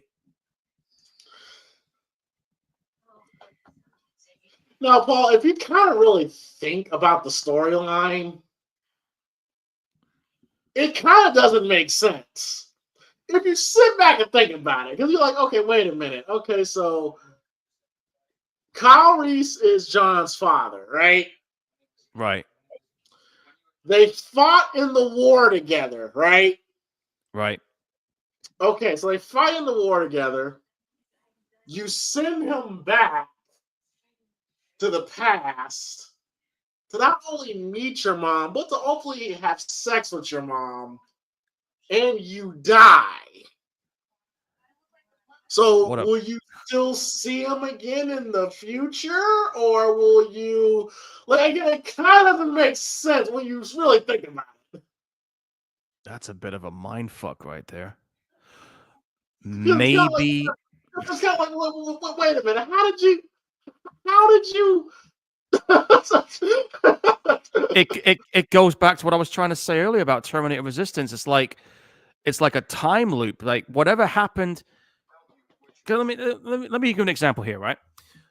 On the game, you're playing this character, Jacob Rivers, right? And there's this person that's knows who you are and knows what's coming. And then later on, you find out that person that's been helping you is the future version of your character that you were playing as. And it turns out at the end of the game, you get a choice when you've taken out Skynet. The choice is you can eat because they've sent the machine through. It's a time loop that will happen over and over again, like a fucked up Groundhog's Day. So on the game, you got a choice. You can choose to send someone else into that time machine to protect what's going to happen later on as that year comes, or you can go through into that time loop and go back in time again to reenact all the stuff to tell the younger version of yourself of what's coming to make sure that person survives. How fucked up is that? That's too much. That's too much for me. That's too much for me. I'm sorry. Well, that's what happened in the game, much. Dude.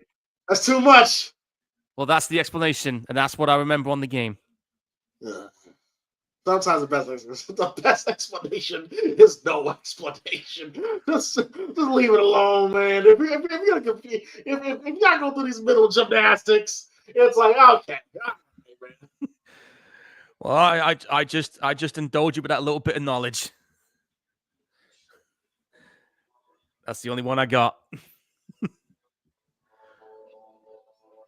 TechCom with those guns, man. Yeah, again, I just and it still looks good. And yes, it has aged a bit, but it still looks good. Yeah. Another thing as well, another thing I love about that Terminator Resistance game, I got to point this out too, is how faithful they were to the source material. Like when you get to the Resistance base, it looks exactly like this fucking movie, dude.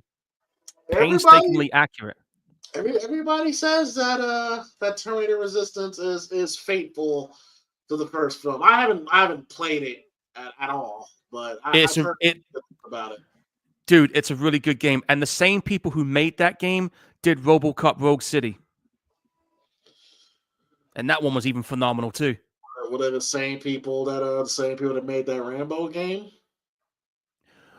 I think they were a different developer, but yeah, I think they did do that Rambo game. Yeah, that Rambo game was shit, but they clearly redeemed themselves with Terminator and RoboCop. They knew they fucked up and they had to make it right, and they did. Well, they kind of had no choice on it. He'll go bankrupt.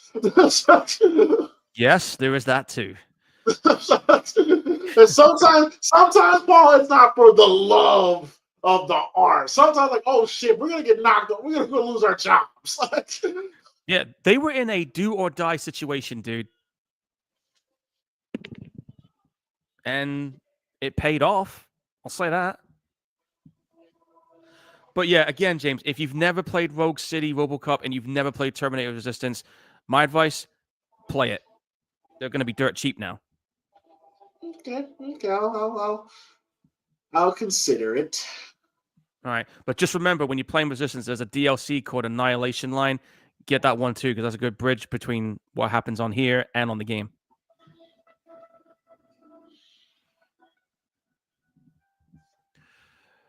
And there's a photo. Oh, here we go. This is some crazy fucking shit. Yeah, this guy to play Terminator here is really underrated. I would like to see Terminator with this guy. That would have been cool. The bit when he shot the dogs, I was like, "You asshole." Oh well, shit happens. Well, yeah, it's a nuclear hell. I know. Talk is cheap, motherfucker. That came out the same time. That came out the same time he shot the dogs. Yeah, I know. Yeah, I know. I did that shit on purpose. Yeah, you're right. But yeah, this guy playing the Terminator here, he was just fucking He's really good. relentless. He's really good. Like and that bit when he's and the shot when his eyes. See his eyes. Great touch. Fucking A, dude. That was so good. That was a dark ass flashback. Hey, this is how they did it back then. This is a dark film, if you really think about it. Yeah. Oh, and I remember there was a deleted scene that bridges into this one where they were arguing because Kyle was having a bit of a meltdown because he feels like he shouldn't see the world like it is now. I have seen that. Yeah. I felt they should have kept that in, but I don't know. Do you think they should have kept it in? I was fine with it being deleted. It's a nice scene to have, but I didn't really like this scene. Yes, the fuck you asshole scene is great. Hey, buddy, you got a dead cat in there or what? Fuck you, asshole. But that's a legitimate question because at this point, he's been shot multiple times at this point, so his skin is rotting. It's decaying. Yeah, I mean, look at the bugs on his face. I've always wondered, like, why does he look like that? But I'm like, oh, because his skin is decaying. Yeah. Possible. Yes, no, what, go away. Please come back later. Fuck you. Fuck you. And he's just like, all right, fine, whatever. I love this moment with the black guy, though. Arnold looks terrifying here. I see somebody walking down the hallway with a gun. I'm like, yeah, bugger that. Damn. His face is like, what? Now you can incorporate that as to it's because he smells, or because you're seeing like a 6'3"? 6'4". Arnold is a 6'4", 300-pound walking around down the hall with a fucking assault rifle. Yeah, that'll be my first thought. Like, God damn. I'm leaving the apartment block if I saw that. I'm like, yep, I'm out. See ya. He's got a gun! If I said that, I'll get shot in the face. Jeez. Oh, well, shit, Linda, I'll join you. Yeah, why not? Oh. She was a cutie. Yeah, she was a cutie, man. That's why I kind of saw her turn her face. I was like, damn, that's what you look like now? Shit. Yeah, even her voice changed, dude. Lay off the hey, lay off them cigarettes, people. That's why I don't smoke, people. Yes, people don't understand the long term effects some shits have. Like in Yeah. like your skin changes, your voice changes. Yeah, Unless you're willing to, unless they plan to do an ET sequel and they need someone to have that kind of voice. Good luck. that's funny. That is funny. That is. I'll I'll give you that, Paul. That was funny. Well, That I think was kind of fucked up, but funny though. yeah, because I think the person they had doing the voice of the ET character, I think it was a female who chain smoked a lot. Bruh. I'm pretty sure of it. I could be wrong, but I'm pretty sure it was. We don't see Terminators use this ability anymore. Their ability to mimic voices. We hardly ever No. see them use that feature. They never did that since Terminator 2. Terminator 2? Well, Terminator 3. Yeah. Yeah, it did. Yeah, you're right. Kinda.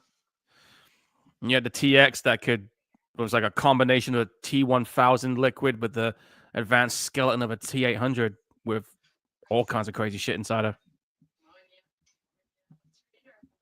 Yeah, Terminator 3 is it's an entertaining action film. That's the only thing I can really say about it. It's an entertaining action film. Like if you just I just kind of watch it in its own lane. But looking cool as fuck. See, Arnold as a bad guy is great. I love it. But at the same time, he's still cool as fuck. You know, we see him do some heinous things in this movie. He's still cool. You know what's crazy, right? I mean, I know he's been playing a lot of good guy roles in films, but I would have loved to have seen him play a lot more villainous roles in his career. I would like to see it too. Like I would like to see Arnold in. I like to see Arnold and I think Stallone would be an interesting villain. Like we never really saw him as a villain. The closest we saw him as a villain was Spy Kids, the fuck ever. But no, there was a film. There was a film that came out recently where he's trying to take out a bank van, and I think he's the villain in that. It's a recent one that came out, but it didn't do very well at the box office. I forgot what it was called. But he had a movie with David Carradine. This was like back in the like the mid. Oh, Death Race 2000. Death Race 2000. That's the closest we got to him being a villain. Yeah, Machine Gun Joe for Turbo. Yeah. And I will point out right now that movie is the inspiration for a video game called Carmageddon. More than likely. It was, because on Carmageddon, you run people over for points. Oh yes, even though they've known each other for a night, they love each other. How did that happen? I mean, I get, it's the love. This is supposed to happen because that's John's father, but it's like, come on, it's only been a night. Like you don't love him. Talk about we love the lifetime's worth. I'm like, you only knew him for a night. Hey, you only knew him for like 24 hours and you ready to... Okay, fine, whatever. Must be the love at first sight thing. Well, we learned that Kyle had a crush. That's why because he had a crush on her. That's why he had the photo. He came back for her. I get it.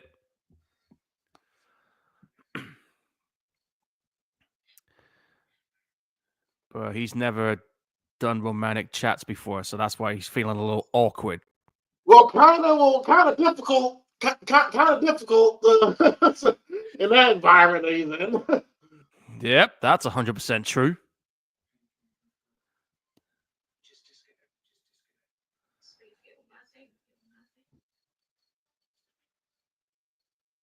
But I think Michael Biehn I think he said in an interview back in the 80s that he actually legit did have a crush on Linda Hamilton, but Linda wasn't interested. I don't know if she was seeing James at the time, but he said that she flat out turned him down. I was like, well, god damn.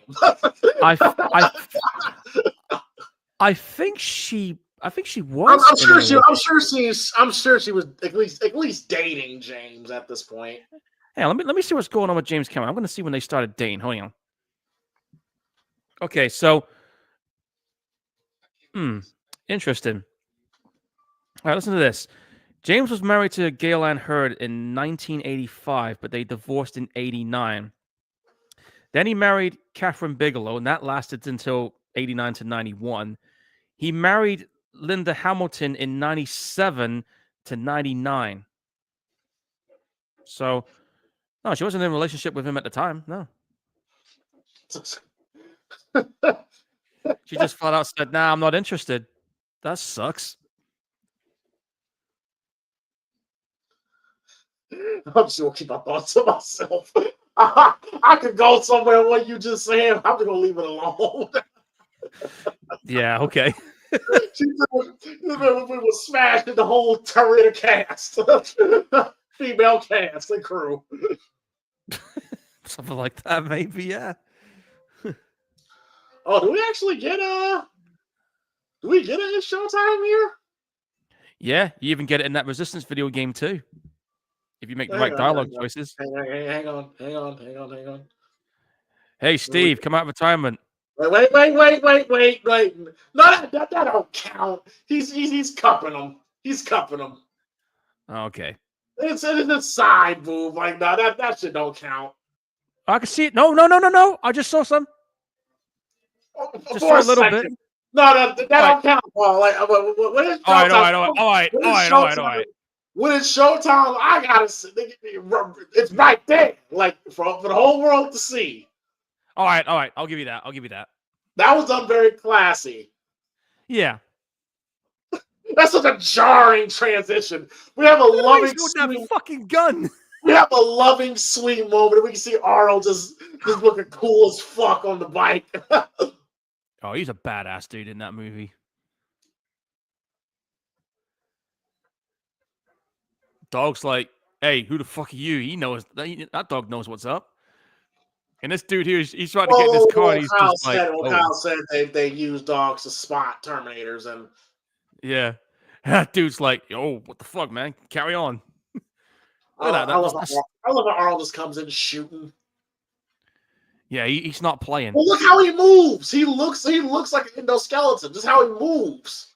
Yeah, look at that. Oh, I love this song. Love this song.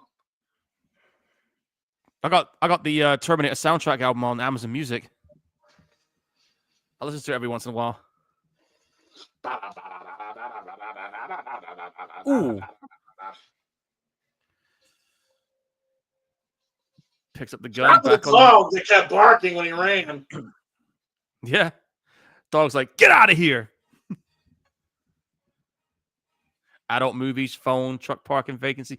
Oh, yeah, those hotels had it back then. They still Spartan do. burgers. Yes, they do. The seedy ones, that is. This tunnel that's coming up, it's been used in so many movies. And I remember it being used in a music video that Korn did called All Day I Dream About Sex, where they were like dead in a car wreck.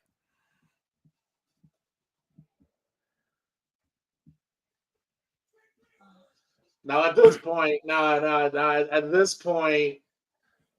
like, and what's also a great thing about this movie is that this whole movie we see Sarah transition to what she's going to become. Like in the beginning of the film, she's a very naive, regular girl from Los Angeles, and then she starts, especially at the end of the movie, we see the genesis of what she's going to become in the second film. Yeah, because she's like at that point at the end of this, she's ready for war. Pipe bomb. Oh, this is so nerve-wracking because he just missed them every time. I know. And then he gets that lucky shot in the Terminator, that is. Damn. Oh, he got him. Got him. Right in the rib, I think that was. And then this is when Sarah steps up. She has to now. Ain't got a choice. This little bitch ass gun. He's got a snub. Yeah, he's got a. That's a snub 44. I mean, you just can't go from assault rifle to that little motherfucker, man. Hey, use whatever you got. He's doing it. Oh, and the makeup job on Arnold here, it's still horrifying. Yeah. I remember when you see it, and I remember just thinking to myself, fucking hey, dude, that is some really convincing effects. And I'm not surprised, too, especially when he got smacked in the face with a truck. Yeah, Arnold's legit scary in this movie. Yeah. He's legit scary in this film. Like I said, I wish we had him play more villain roles in his career, but it never happened. It's too late in his life to do it now. And also, too, I mean, like, it's like, I mean, he's, like I said, he's too cool to be a villain. That's true. He's too cool. Again, would have loved to have seen it. Oh, there goes that guy. Yeah, like I said, the effects that Stan Winston put on this dude's face. It looks great. It looks fantastic. It still looks good. And that red eye glow, too. In the red eye glow, yeah. It's fantastic. Like, look at that. It looks so convincing still. Damn. Like, that still looks good. That, ladies and gentlemen, is how you do a classic, perfect makeup effect on someone's face. If you want to add that kind of effect. That's how it's done. There is a reason why we have makeup schools in college and film schools, you know, guys. There's a reason why Tom Savini runs a makeup department class school. Oh, look at that. Oh, shit. That's terrible. Fuck that. Nah. I don't want to be anywhere near that. And one of my favorite shots in Terminator history, when they're running down the street and you see the truck and you see that red dot. Such a great shot right there. Oh my God, look at that. That's a great shot. That is nuts, dude. It's a great shot. Love it. He just don't give a fuck right now. Got one pipe bomb left, dude. Make it count. Kyle the MVP. Going in for the Kobe. Got it right in that exhaust pipe, and man, this fucking truck explodes, dude. Oh yeah, back during the time. Look, such a great experience. Sarah is running, bro. Yeah, and I'll tell you what, got to give another MVP shout out to the stunt guy who was literally in this burning truck. He was. Look at that explosion! Yeah, folks. Folks. There was a time in Hollywood when people legit blew shit up. Yeah, and like I said, the stunt guy in this scene coming up, he was roasting from head to toe, dude. Well, in the bodysuit. Yeah. Yeah, I'm about to say not sorry, wasn't not really an actual person. No, but I'm just saying the stunt guy who did this fire stunt. Most people don't have fire on their hands and face. This guy's like, fuck it, I'm gonna do it with a bodysuit, of course. I would be so nervous. What, doing a fire stunt? Yes, I'll be so nervous to do that shit. I almost came closer to trying that out once at one of the schools when there was stunt stuff. I'd have done it. Yeah, but I missed those. I mean, of course, you can't do it now for your protection of the actors, but yeah, that was a point in time when, shit got blown up for real. Mm-hmm. And then we had that other crazy fire stunt. You know the one I'm talking about. Fucking Maniac Cop 2. You remember that shit? That fire stunt was nuts. And people still to this day regard that as one of the best fire stunts on a film. I don't know about you, but I feel that way about every Arnold film. Like, every time I watch an Arnold film, I just want to just go lift. Well, I'm thinking about going back to the gym again, man. It's part of my New Year's resolution. You're one of those people too. Listen, man, I've been trying to get healthy for a while, and I just keep failing. I understand that, but like people always want to use New Year's. Say, oh, this is a great reveal. And this is that dream sequence that James had, and he drew it. Oh, man. I can imagine what people were like when they saw this for the very first time. The good old stop motion. Yeah. Nowadays, it's all CG. Not there's anything wrong with that, but still, sometimes the old way is better. But it looks good when we actually like see it move. It looks good. Yeah. Like right there. Like, Dude, that's the scene when he's like, when they're trying to close the door and he's right there. He starts picking up his pace. That is some nightmare fuel there. Imagine that thing chasing your ass down. Like I don't want any of that. He's starting to pick up the pace, and yeah, look at that. He's right on him. That's nightmare shit there, bro. Fuck that. No way. And this right here, a lot of people, Terminator fans, can say was this right here was this is the beginning of Sarah becoming what she's on, like, move it, Reese. Like, this is what she's become the soldier now. Like, she's bought in now. Yeah. This was the moment where she realized, man, this shit's real. I have to step up. Yeah, completely different how she was in the beginning of the film. Yeah. And then you see how she was in the second one. Oh, batshit fucking crazy. Not hard to see why. Yep, right here. Yeah.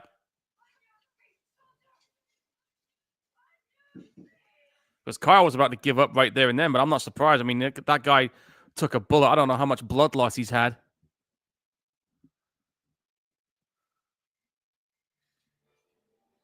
Again, stop motion. Look at that. Kudos to Stan Winston, man. That dude was a makeup fucking genius. Yeah. Rest in peace to him. Yeah.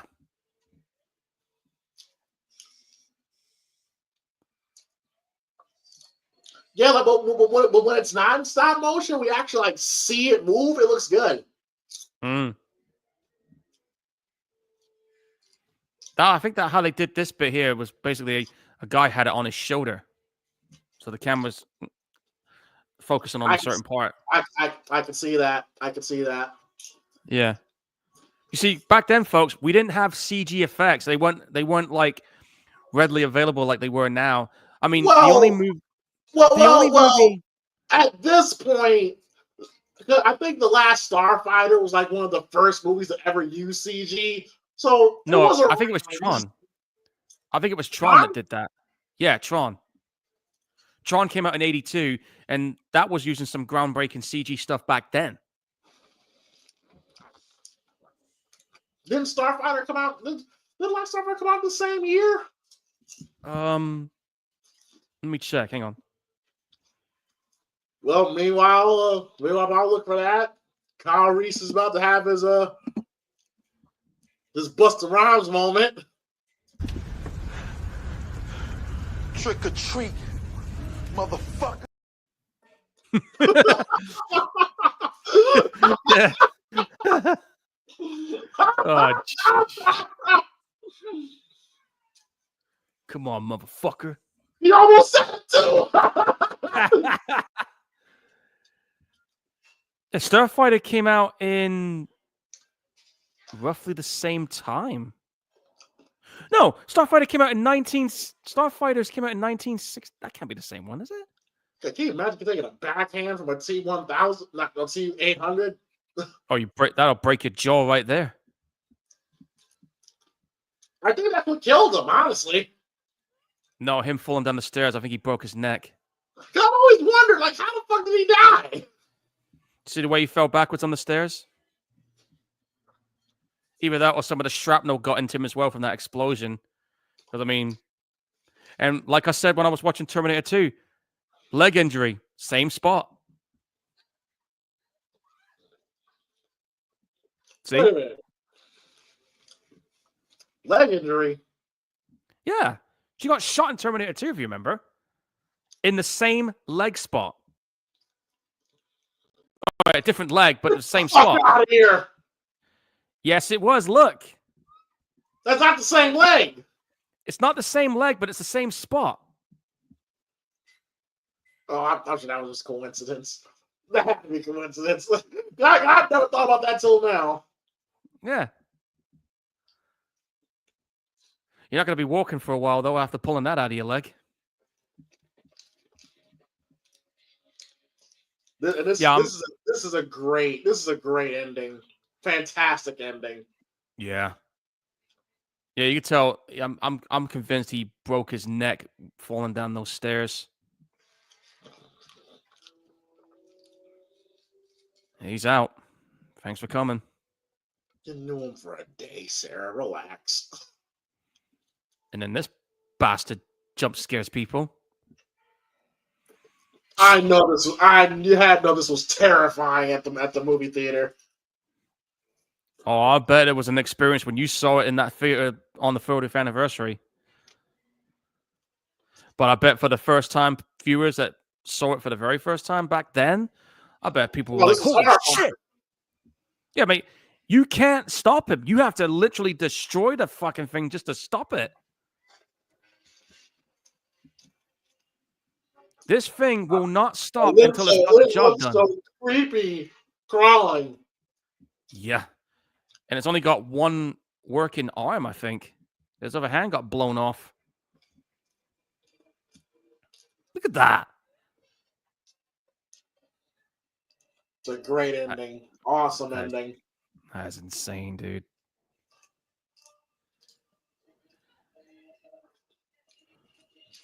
And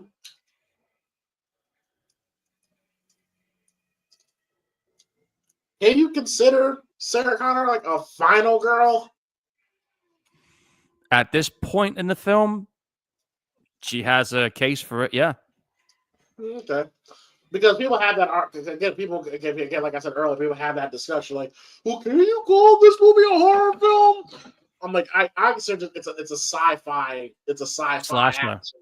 I consider it a sci-fi action film. Yeah.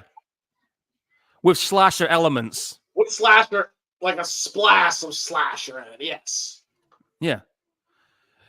And here comes a famous line. Didn't Emily Clark say something similar to this, like "you Terminator fucker" or something like that? Might have.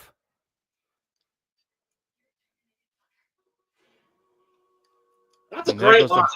"You're Terminated fucker." That's a great line. Yep. I remember on the TV version when it was on TV, you had the Terminator, but they censored the fuck a bit out in the UK TVs. It's all uncut now, but back in the Mary Whitehouse era, don't get me started. It still works. "You're terminated." Yeah, but I prefer things uncut, man. And it's dead. Finally. But it almost had her.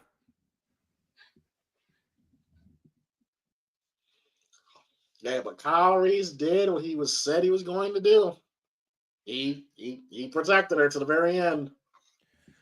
Yeah, it cost he died, his life. but He got the job done. He fulfilled what he said he was going to do. He did say he died for John Connor.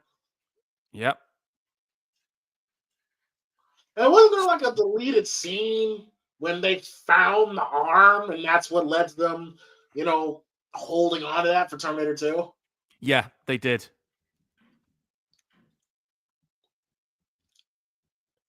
I remember they were saying about it on there, yeah. Here we are in the Mojave Desert. Hot-ass desert. Yep. Imagine walking that to where you want to go.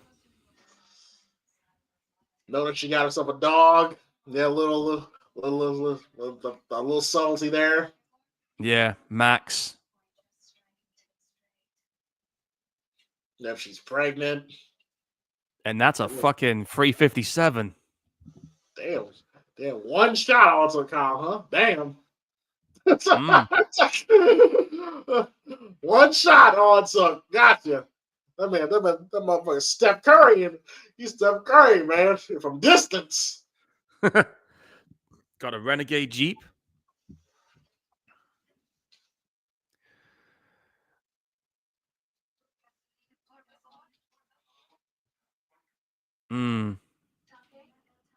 Yeah, it makes sense because didn't they say like she knew a family out in the Mexican desert, so it makes total sense. Yeah, I think it did. Yeah.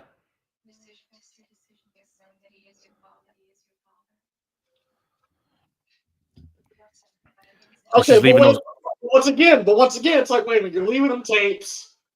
There's the photo we're taking, but Kyle's dead. How does Kyle get the photo? But he's dead. Okay, all right. You know what? Fuck it. If I remember correctly, in the video game, fuck it, just fuck it. Let's just make this movie. Let this movie just go. Fuck, I'm gonna say it anyway. John Connor gave him the photo.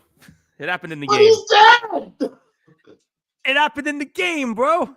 I didn't play the game, so I don't know. Then fucking play it and you'll see.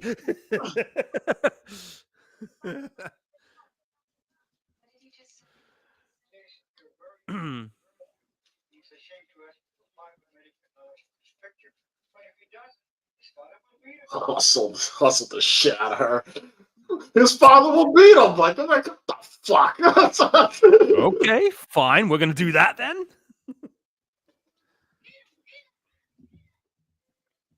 Oh, and this ending shot of her going into the storm, which Carpenter was known for those little wall painting type things. Like, it's so fucking cool. Oh, he's right about. She's embracing the battle that's coming forward, embracing the storm. The storm is coming, man, and she's got to get ready for it. And I love this ending song. Look at that shit. That's a great shot. Yeah.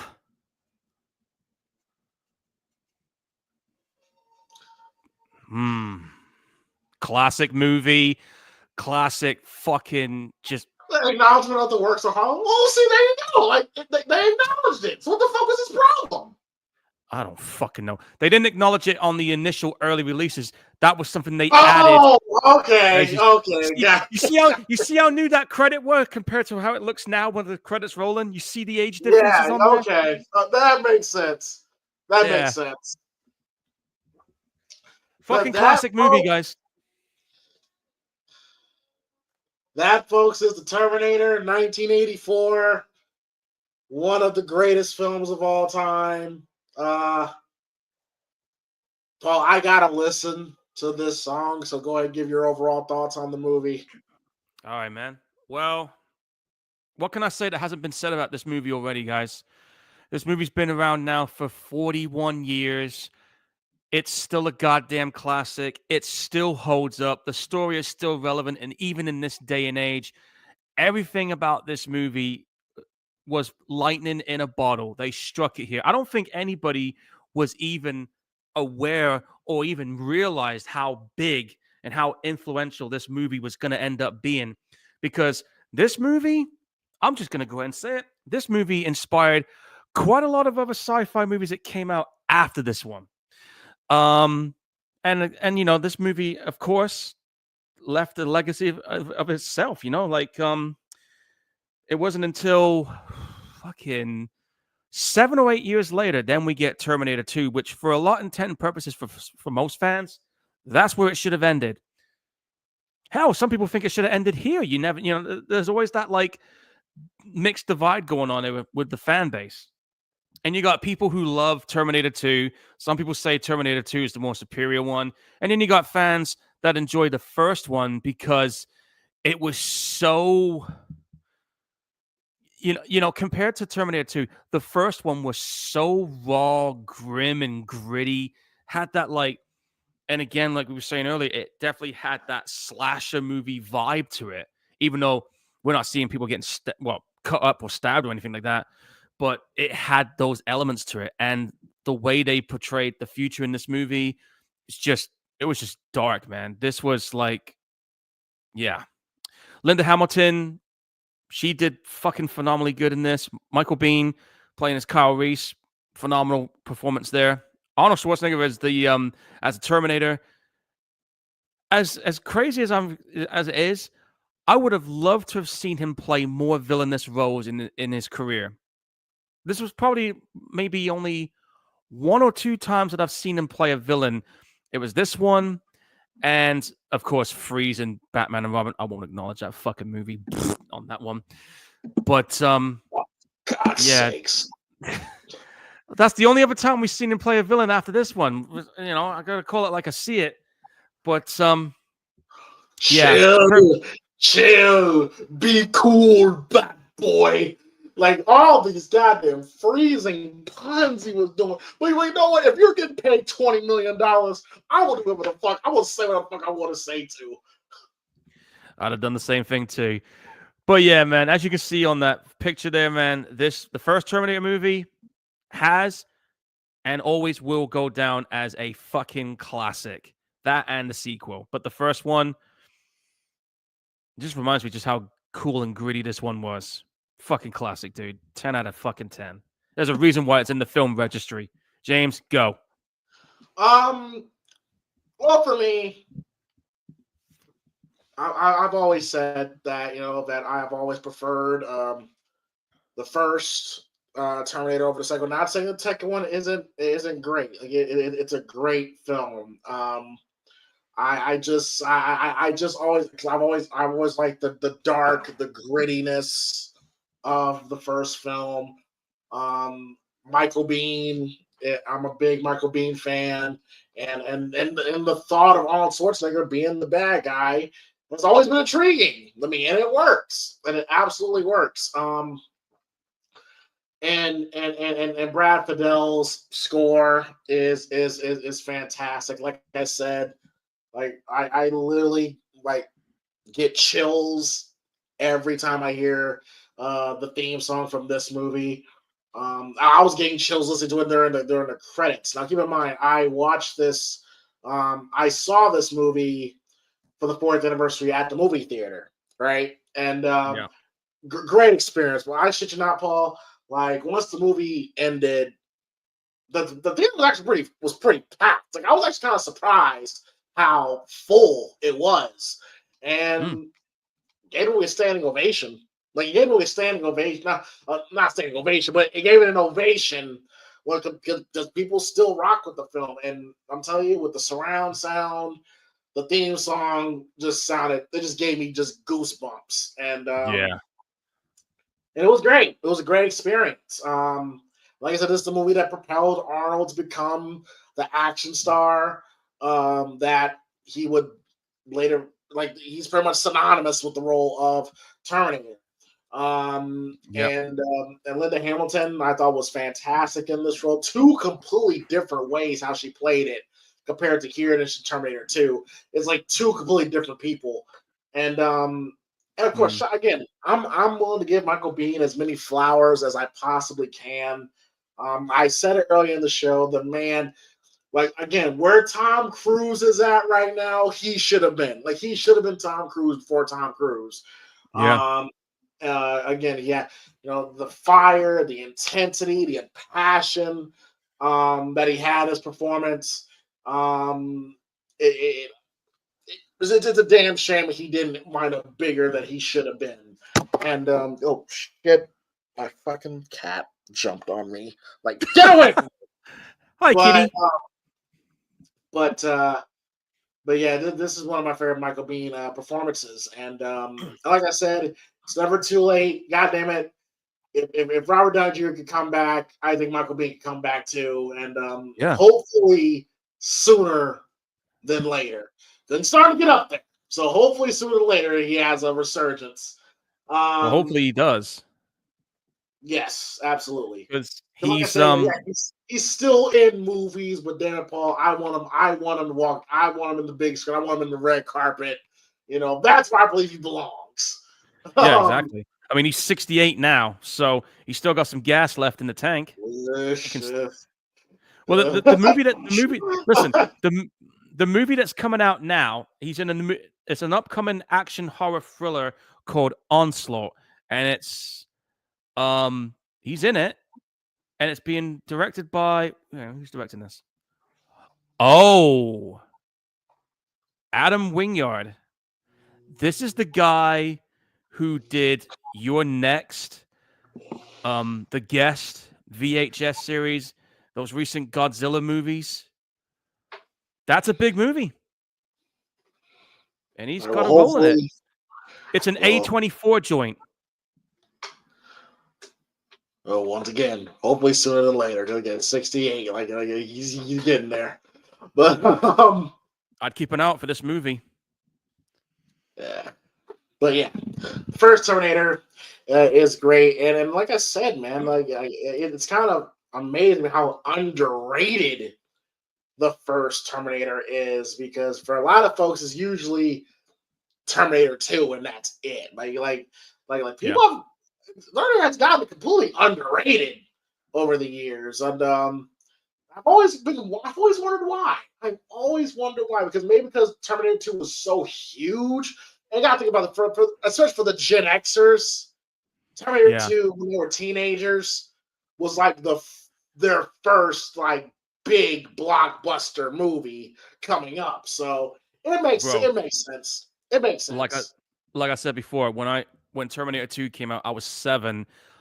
I snuck into the cinema to go watch it. All right, at an age I shouldn't have. That cinema screen, I shit you not, was a full house. There wasn't a single ass left on that seat. And also by that point, Arnold was a household name by the time Terminator 2 came out. Like he was one of the biggest stars on the planet by that time. So it makes sense why Terminator 2 is more revered. It makes sense. And I think to my knowledge, to this day, Terminator 2 is still the highest grossing movie in that series, clocking in at $520 million. Of course. So there you go. Of course it is.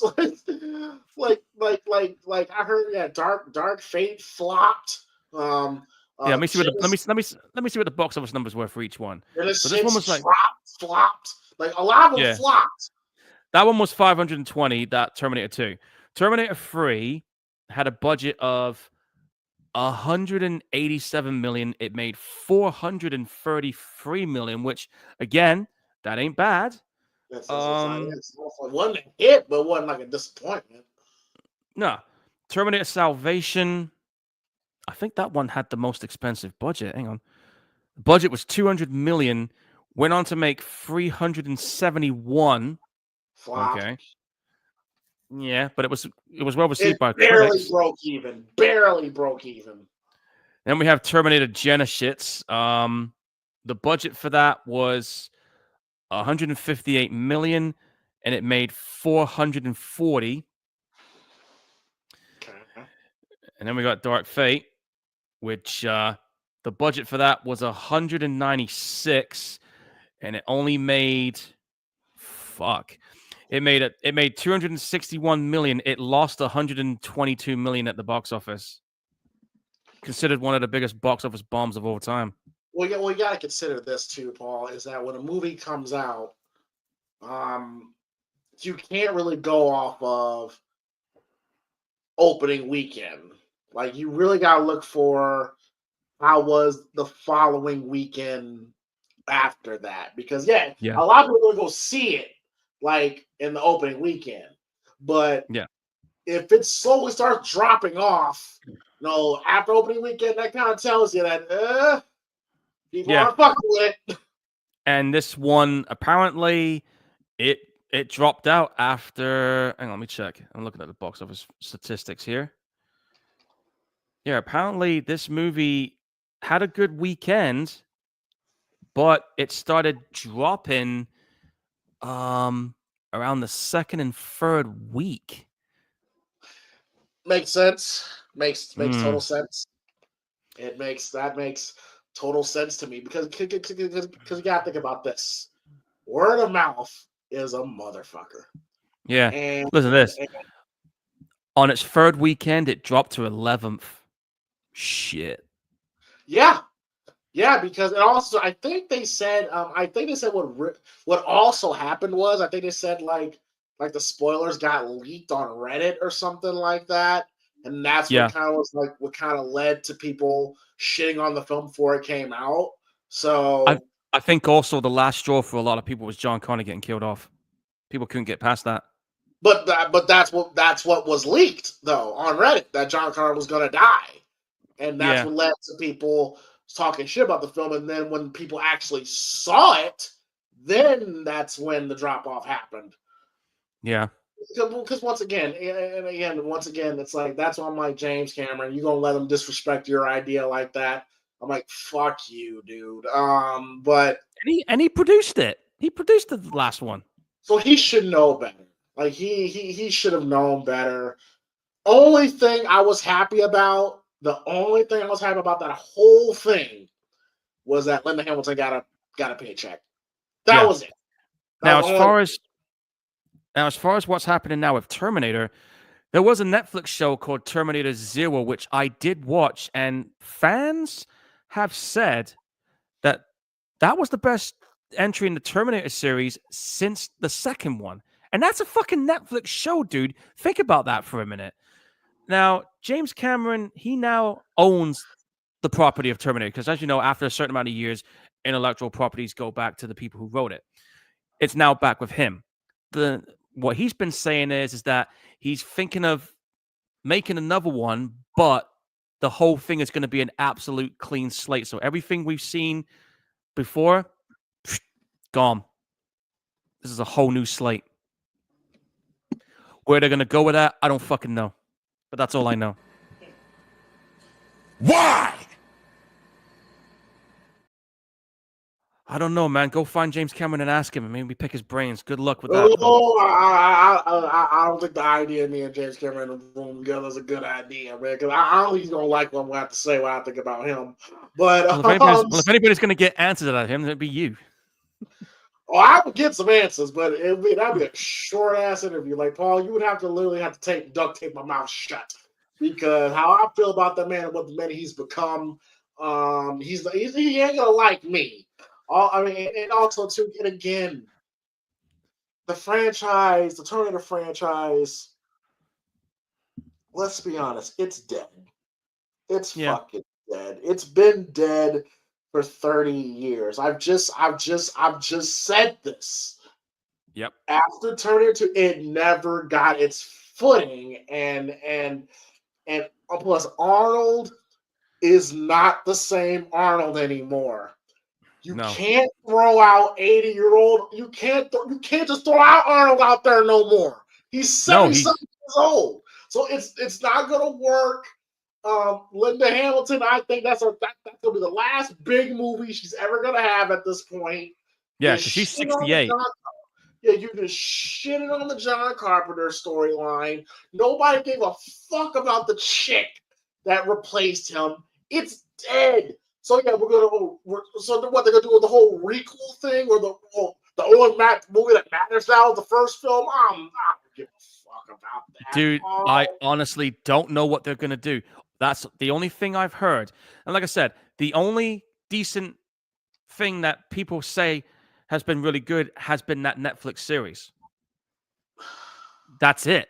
So if you got a Netflix series that's an animated one from the guys who did Ghost in the Shell, and they did something better than what the other filmmakers did, that tells you something. all that's cute. All that sounds cute and all. But for me, I'm just gonna stay in that. I'm gonna stay in that pocket of 1984, 1991, and that's where it ends for me. 1, 2, and that's where, to me, the series ends when Arnold Schwarzenegger gives everybody the thumbs up.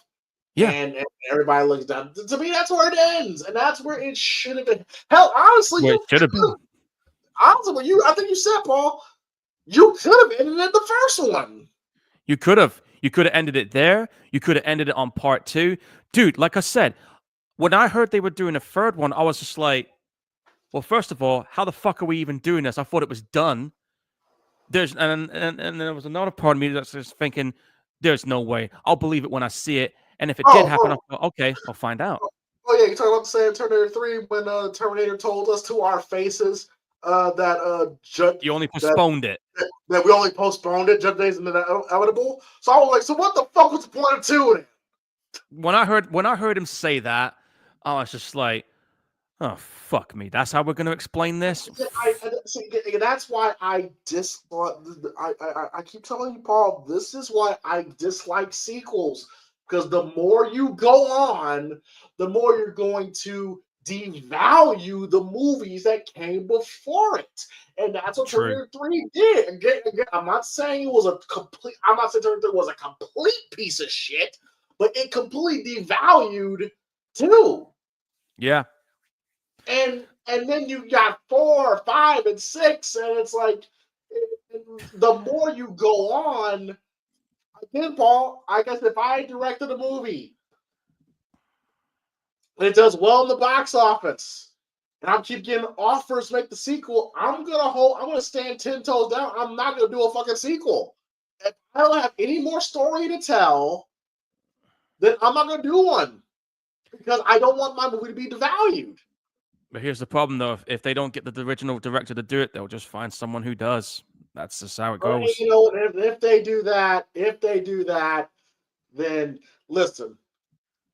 If you take the chef out the kitchen and the ribs taste different, the fans are gonna look at it crazy. Okay. Yeah, they'll get pissed off in a hurry. Yeah. Yes, you can. Yeah, you could. Yes, you could. You could take the chef out. But that chef does not. But that chef always has a little bit. His seasoning and the way how he seasons the ribs is going to be a lot different than the motherfucker going to season his, and the people will notice, and the people will talk. You know this, Paul. I know all too well. People will talk. So if you take me off the product and put another director in, cool. Real will recognize real at some point. Okay. Yep. The only time that ever worked, to my estimation, was Aliens. Yeah. I mean, Aliens, like, that was a sequel that, first of all, came out of nowhere, like Terminator 2, and it surprised a lot of people. Yeah, because I really can't think of sequels where you have the original film and the sequel is directed by a completely different person, and some say it's better. Like, that's a rare feat. I think Cameron's Aliens is the only one. I think there was others too, but I can't name them off the top of my head right now. But at the moment, yeah, Cameron is one of those ones. Which is ironic. Very ironic. The irony. But like I said, man, you could take the man. You could take the man that's been making the barbecue ribs out the chef, and then the motherfucker comes in and be like, "Well, I think we should sprinkle some paprika on." Fans will notice the difference. There was bullshit right from the get-go. Like, they'll know it's bullshit the moment they taste it. If it tastes like shit, they're gonna tell you. Hell yeah. Well, wait a minute. No. Wait, no, I can't say Halloween 2, because I think John Carpenter. I thought John Carpenter was secretly directing that movie. You got a point there. Can't say Halloween 2. Hey, what about Blade 2? That was another one. Blade 2. I'll give you Blade 2. I'll give you Blade 2. And how about Predator 2? Different director. Look how that turned out. People shitted on Predator 2, though. Yeah, but in the later years, people have looked at it in a more positive light. Later, but when it initially came out, Predator 2 was shitted on. I never shitted on it. I thought it was a So fucking great sequel. so you just accidentally. I get what you tried to do, and I love Predator 2. I love fucking love Predator the 2. second one. I think it's But, fucking awesome. but you kind of proved my point. Even though the rims are just as good, but they're like, yeah, but it's still not like the first, So, but I get what you're saying, though. I will give you an A for effort, though. You tried. You really tried that. I'll give you credit for that, but not really the same. Fine. I don't know. I'm trying though. But yeah, folks. That was turning a great movie still, and we're not done yet. Paul, you already told me what this next movie's gonna be, and I'm just like, oh fuck. Not saying I dislike the films, but man, it just takes a lot out of me when I watch these movies. Well, man, you know how much I like these ones, but I'm gonna tell the story and set the table up for everybody here, ladies and gentlemen. Originally, I was gonna pick The Void, but I'm gonna push that back for after James's pick because what I have in my hand right now, and I'm staring at it. I was originally hoping to do this on Christmas for our anniversary show, but schedules had other ideas for us, and I figured, seeing that we've been gone for 3 months. And it's my first show back for another pick. We had to come back with a gruesome bang, and I've got like a nuclear fucking gore bomb right here, folks. This movie has made quite a bit of a splash in the last couple of months. I mean, did you know this, James, that this movie ended up making close to 90 million at the box office? It became the #1 movie in the US, the UK, France, Germany, and even Australia. It became the highest grossing unrated movie of all time. No other unrated movie has done what this motherfucker's done. And get this too. On IMDb, to my knowledge, it's the only horror movie I've seen that reached the top of the IMDb chart and stayed there for 2 weeks. And when people say to me, is this guy a horror icon and broke the mainstream?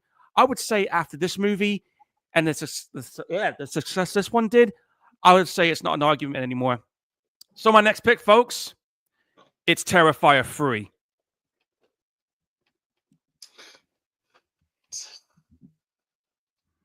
I gotta see Art again, bro.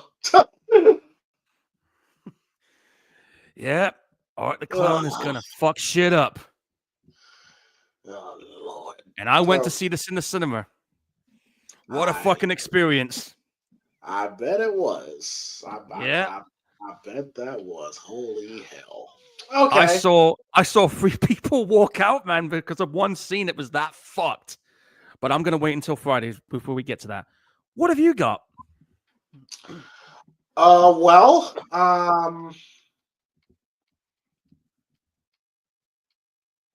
that is a good question. What do I got? Oh, okay. Well, we're going back to the big three. Going back to the big three. Oh. And I could definitely say this is one of my favorites in this franchise. Yeah.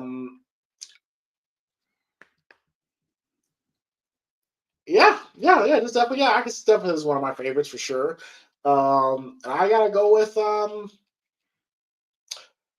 Friday the 13th Part 3. Oh, I better go. That's a good thing I got my box right there. Yeah, Friday the 13th Part 3. Let's do it. And that's the one where Jason finds his face. The first time we see Jason with the hockey mask. Exactly. And played by the late great Richard Brooker. And I have that hockey mask sitting on my shelf right now. No joke. Yes, that's the movie words. Yep, we're first time we see it with the hockey mask. It's an iconic film. Definitely for sure. And I'm still thinking about that bedroom scene, man. Oh my god. Okay, Bro, all right. Wait, hey, you think the bedroom scene's bad? Wait until you see what this one does. I don't see how that's possible. The shower scene, you'll see. Well, okay. Well, now I know what to look for. Thanks, Paul. But here's the thing. Okay, so Is there okay? Is has it been official that Terrifier 4 is going to happen? Yes, it's happening. It's going to be out next year. Damien Leone has also confirmed that he wants to end it on this one, but rumors are going around that it might be an open-ended ending, so somebody else might pick up the slack. But as far as he's concerned, this is where it ends for him. Okay, because well, one, I know what to look so I'm already expecting Terrifier 3 not to have a definitive ending. Okay, great. Okay, and also too, again, like also too, like that's the one I'm kind of scared of when it comes to these films. It's like, yeah, I think you may need to stop here because sooner or later, the gimmick is going to wear thin with people. So you need this in while your guys are still on top. And hopefully, Damien realized, okay, that we can end it here because well, you got to admit, these are splatter movies. People are coming to see the kills. And it's going to wear thin with some people. I still can't believe this one made the amount of money it did. That, to me, surprised me. How much does Terrifier 2 make? Let me give the box office of all three of them for you. The first one cost $35,000 to make, and it went on to make $430,000. Terrifier 2 cost $250,000 to make, went on to make $15 million. Terrifier 3 was a budget of $2 million, and it went on to make $89.7 million. The whole franchise as a whole combined has made over $100 million. So, hey, I will say this. I've always said this. I'm always going to be real. Shout out Damien Leone and his team for the hard work they put into these films, man. Because literally came from the bottom and prospered. But that's the one I've always given respect to Damien Leone and his team for these films. And granted, y'all know. Not my type of films, but damn it, they are. They're something to behold. That's for sure. Oh yeah. These kind of, as you know, guys, these kind of movies. There's a reason why I'm called Gorehound. This shit's my wheelhouse right here. So yeah, it'll definitely be interesting. So next week will be Terrifier 3. Then it'll be Friday the 13th, Part 3. So. We're going to go ahead and end it off there. Paul, go ahead and tell the folks where they can find you at. All right. If you're on Facebook, type in Paul Burt's Photography Corner. You'll find all my photos. It's there. I have a horror group called Support Indie Horror. If you want to check out some cool stuff on there, you'll find it there too. I'm on Instagram. I got a Twitch channel, but I haven't been on there for a while. And also, if you want to see some other photography stuff, if you're not on Facebook, I'm on Blue Sky. I'm posting my photography work on there too. And I've been connecting with a lot of other like-minded photographers and cosplay people. So there's been a good thing going on there because I've been gaining quite a bit of traction since going on there back in June. Nice. Okay. Nice. Well, of course, for me. Oh, excuse me. Oh my God. Excuse me. Jesus. No, you're fine. You can find me at the PrimeTime podcast. Me, like I said earlier in the show, me, Arlo, Mark, and MG did a year-long rundown recap of the year 2024. Oh my God. SmackDown's 3 hours. Raw's going to be 3 hours. SmackDown's going to be 3 hours. It's like, okay, that's too much. And how long is NXT?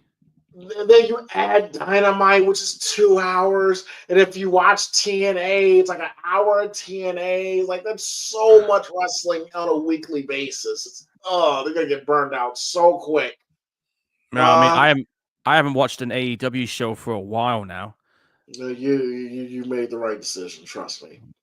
Yeah, I've seen some clips on YouTube. Yeah, and when it comes to TNA, I've only been keeping up because of it being on YouTube because it doesn't have a TV deal over here at the moment. But as far as WWE goes, I'll be able to keep up with that. Yes, AEW right now is it's terrible right now. Like there's nothing, there is literally nothing redeemable on that show right now. And is it true, by the way, that Edge is now called Cope? Is that true? Yeah, it's true. Oh, Like oh, he changed his name to Cope. oh, Jesus, tap dancing, fucking Christ, dude. What? Hey, man, hey, look, and apparently it was his choice, it was his decision, and that's fine. But it's also a reminder of it. Every time this man shows up to AEW, his legacy diminishes. Adam Copeland went from Edge to Cope. Go to jail. That's what happened. This is some bullshit. You all right? Jesus Christ, I feel like jamming my eyeball with this microphone like somebody else did in another movie. Oh, I mean, well, and then also too, Paul. And what better way to start out a wrestling show by playing the Pointer Sisters? I'm so excited. I'm going to bed. Yeah, that's what Tony Khan chose to be the theme song of a wrestling show. That's the first thing you hear is "I'm so excited." It's like, shoot me already! Ah! He has no clue what he's doing. He has no. He doesn't have it. Why is he? Oh, dude, I know he owns the company and everything, but in terms of booking, get him the fuck out of there. But that's the thing. He won't, because this is his baby. This is what he's been wanting to do ever since he was 12 years old. He ain't going to give that up to nobody. I wish somebody could take the book away from him, man. But as long as Tony Khan is booking the show, it's gonna be at where it's gonna be at. There's not a damn thing we can do about it. So 2025 is going to be a very interesting year for AEW. Like it's going to be very interesting. And it's amazing too, because doesn't feel like it wasn't that long ago when AEW looked promising. Dude, listen, when I first watched AEW during the COVID time, they were putting out some really good stuff. And then CM Punk showed up, and that's when, I guess you could say at that time, AEW won me over. But then, as you know, AEW's been on my shit list ever since that incident. The Brawl Out incident. Yeah, I've not let it go since. You and a lot of fans didn't. Once Punk left, a lot of his fans went with him, and it shows. Yeah. Look what WWE is, and look what AEW is. Who's got the Netflix deal? Because it sure is fucking AEW. And then also too, it's like, and the couple of good things that they did have is no longer there. Like Timeless Tony Storm isn't timeless anymore. Nope. She's gone back to the Rock chick, which is fine, but the Timeless gimmick she had was really good. I think it's a stupid fucking idea. I mean, got Rick as shit in there, and it's like, I've heard some of the stuff that's been going on with him on Twitter, man. Like, he's talking shit to fans. He even told one guy on Twitter to suck his, Yes, he's very insecure. Well, actually, no. I think the Hurt Syndicate is good with MVP, Lashley, and Shelton. I like the Hurt Syndicate. Oh, they're there? I didn't know they were there. Yes, they're there, Paul. See, that tells you how long it's been since I last watched it. I didn't even realize they were there. Yes, Bobby Lashley's in AEW. But Paul, you're not missing anything. It's bad. It's bad. Yeah, I can imagine. Yeah, but yeah. So we're gonna go ahead and wrap it up there. Of course, like I said, PrimeTime Podcast, where you can find me. Jay Timpson 1193 on Twitter, and like I said, next week will be episode 103, Terrifier 3. Then 104 will be Friday the 13th, part 3, and then may do a podcast on the PrimeTime podcast channel next week. But yeah, folks, I think that is it.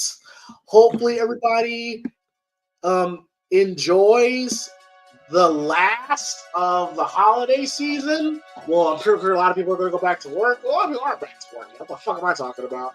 They probably are. Yes, but I am PrimeTime James Thomas here with the Gorehound himself, Bert. Hope everyone had a great time. We'll see y'all next week for Terrifier 3. And we are out. Hit that like and subscribe button. Donate to the Cash App, PrimePod313. And we are out. See you next week. And Laters. Peace.